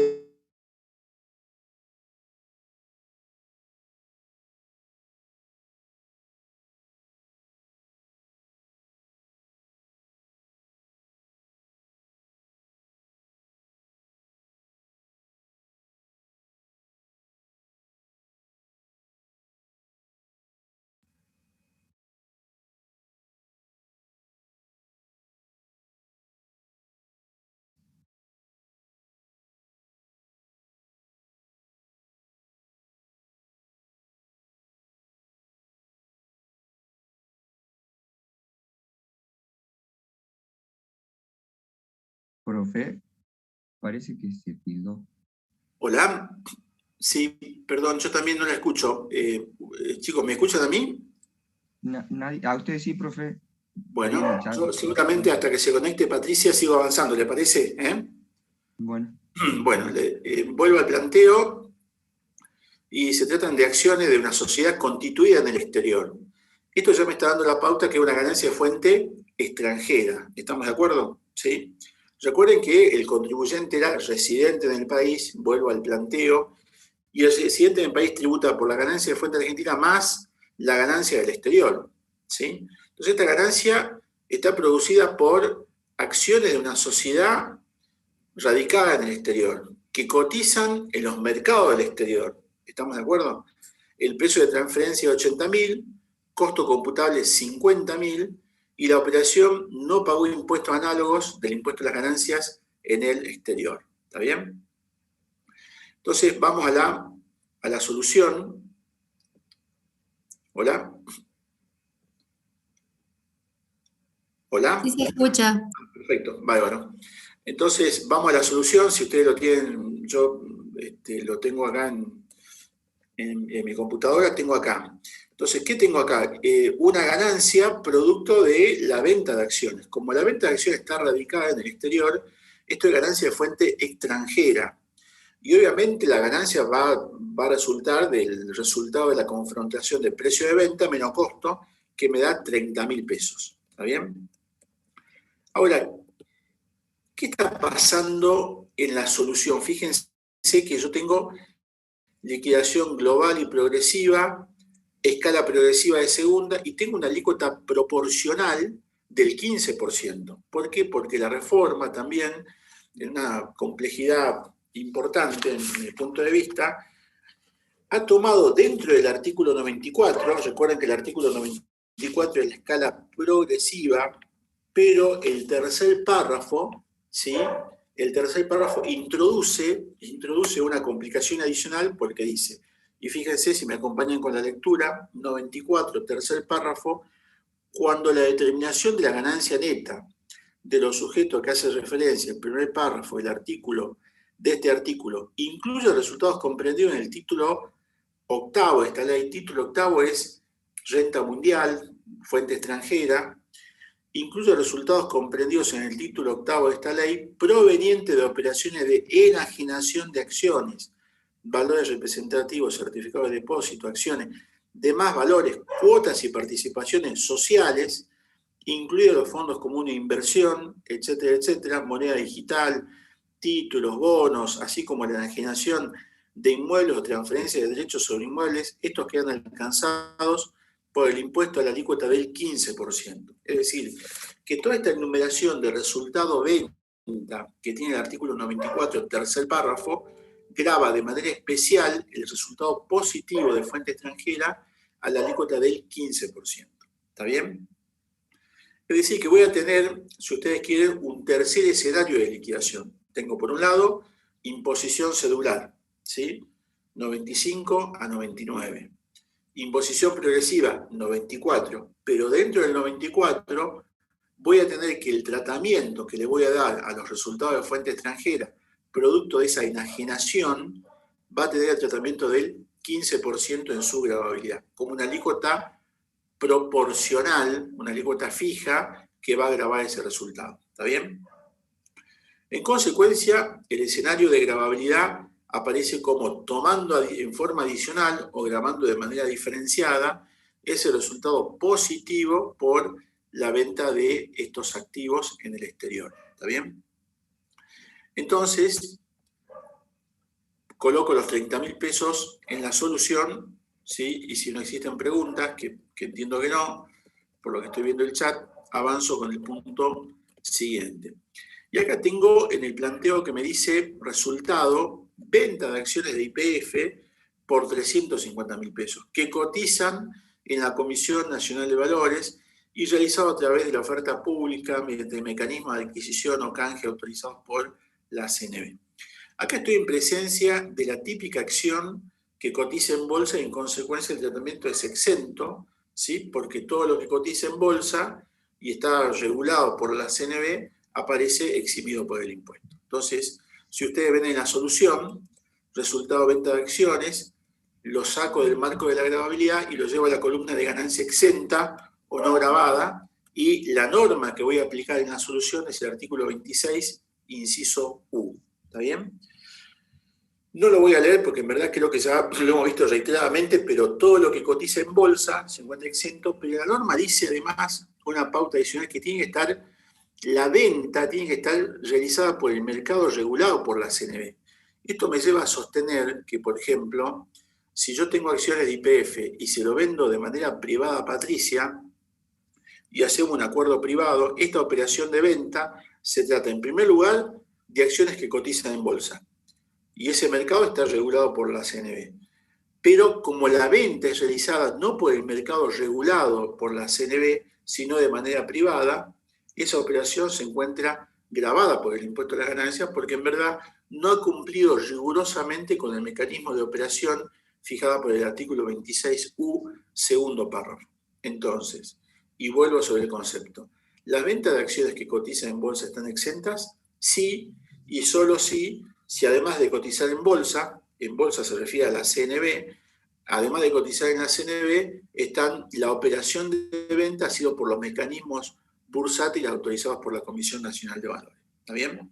En consecuencia, hecha esta aclaración, tengo los totales, ¿sí?, de renta cedular, progresiva y los demás componentes del cuadro de evaluación patrimonial. ¿Sí? Con lo cual me voy completamente a ver la solución de liquidación, y creo que Patricia ya está de vuelta, ¿no? ¿Hola, Patricia? Sí, sí, ya. Nos habíamos perdido. Eso. El terremoto no sé qué de segunda categoría.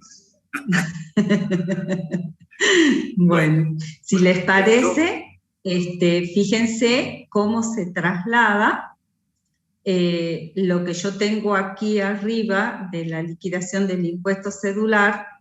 Lo que sí veo, lo que sí tengo que tener en cuenta aquí, que voy a tener distintas situaciones, supónganse con deducción especial del artículo 98, que por cuestiones de tiempo no lo vamos a ver ahora porque no están afectando al trabajo práctico, pero van con deducción especial. Pero las que nosotros estamos tratando aquí, que han sido de segunda categoría y de impuesto cedular, están al 7 y al 15% si yo hago una recorrida de los artículos específicos que se vieron afectados en el desarrollo del trabajo práctico, y tengo los 160.000 y los 427.000, y presto atención a esta cifra que son los 487.000.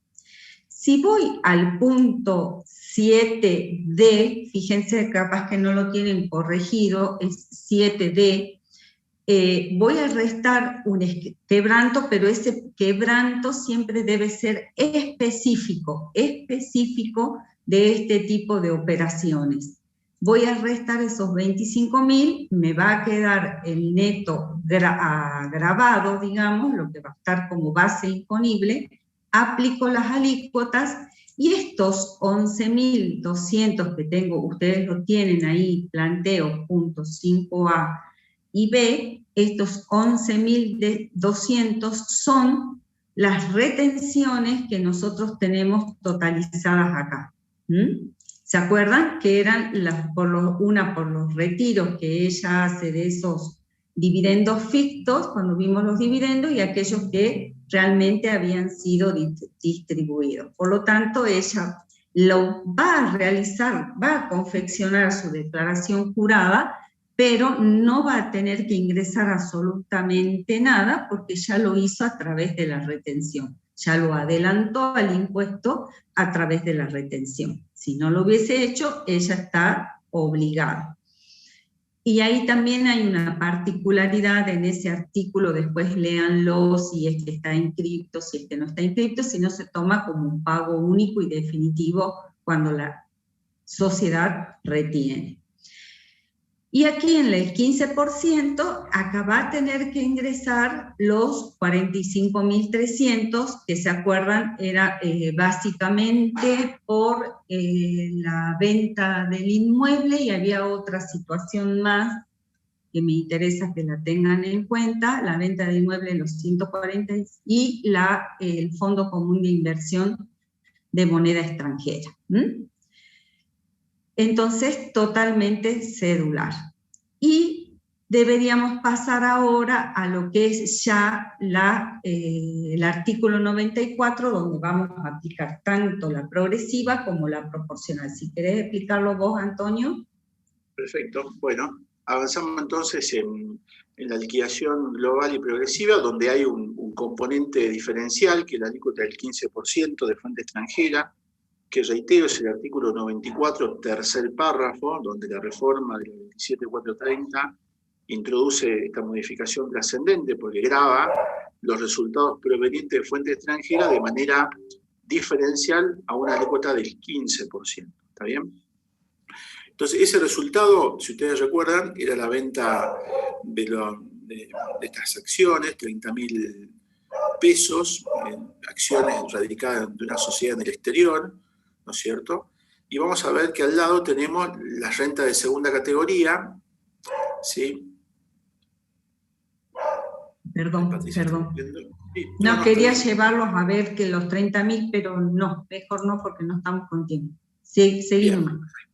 Entonces, 30.000 de la escala progresiva, traslado de saldo de fuente extranjera, 165, compuesto básicamente por esa inversión de plazo fijo que vimos al principio, de fuente argentina, 237.000 pesos, totalizo y tengo que totalizar lo que es escala progresiva, me da 402.000 pesos, y la escala proporcional 30.000. Los divido porque ambos conceptos están grabados, pero van a tener un tratamiento diferencial en la liquidación del impuesto.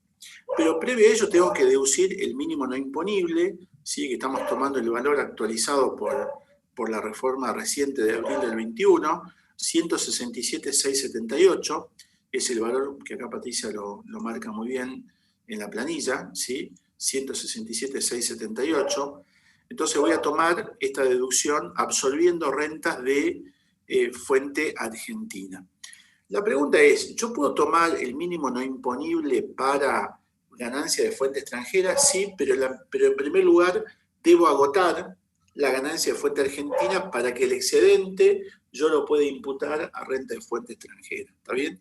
Como este caso no se produce porque el mínimo no imponible queda totalmente absorbido por los 402.834, entonces lo imputo totalmente a fuente argentina. Tengo un hijo menor de 18 años que también puedo deducir. Recuerden que la contribuyente tiene un solo hijo, con lo cual voy a deducir en la suma de 78.833 también, tomando valores actuales. Y esto me genera una ganancia de 156.323, ¿sí? Y la ganancia de fuente extranjera, 30.000 pesos.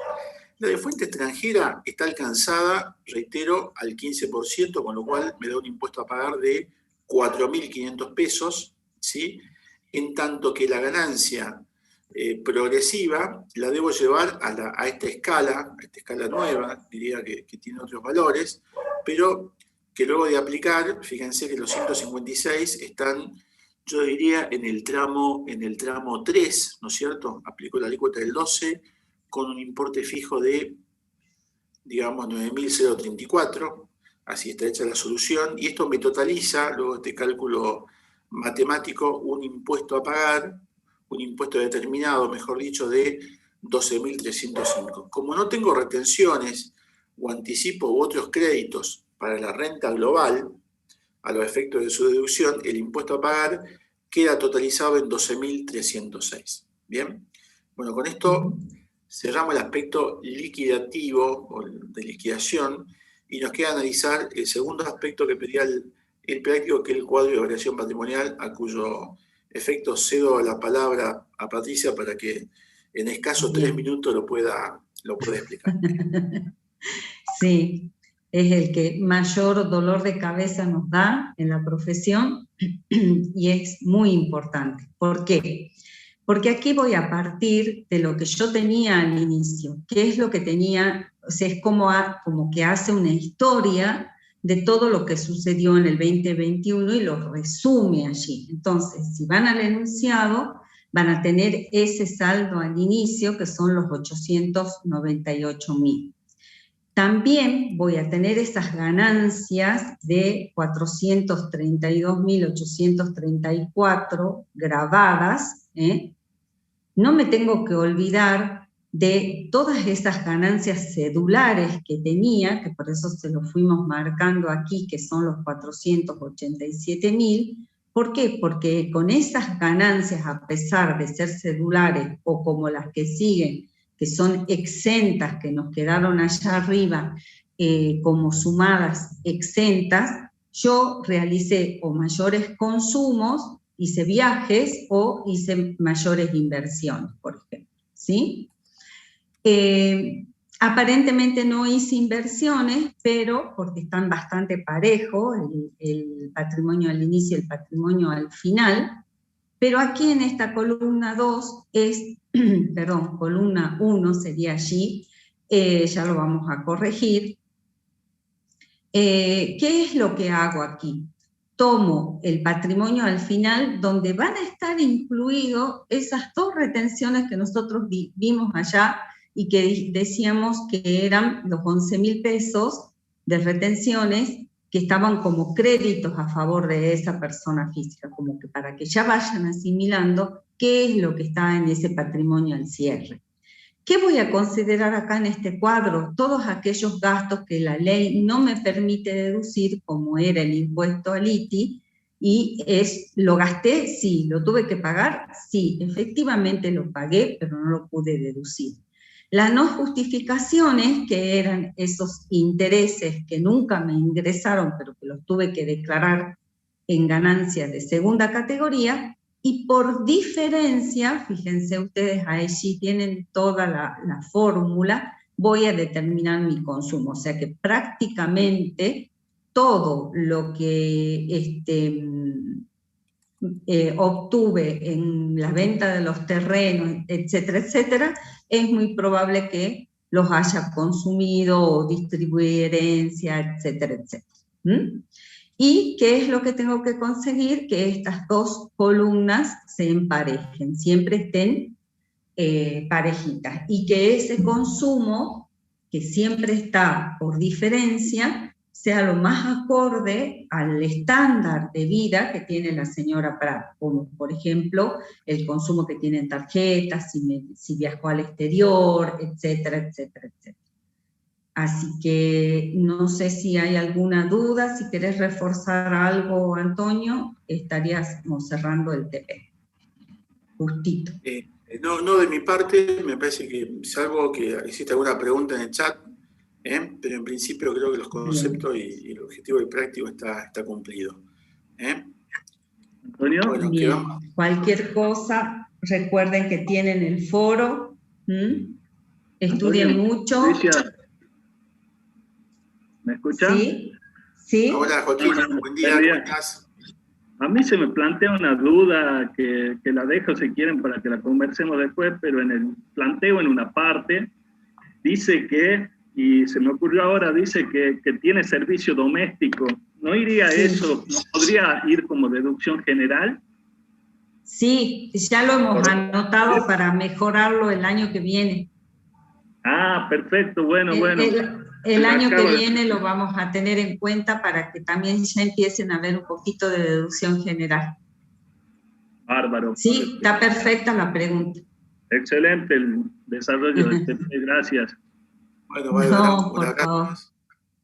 Bueno, yo me voy despidiendo, Patricia, muchas gracias. Bueno, un gusto. Nos vemos en la próxima clase. Gracias. Chao, Patricia. Eso. Un gusto, chicos. Antonio, que tengan un buen martes. Bueno, gracias. Beso grande. Chao, chao. Chao, hasta luego.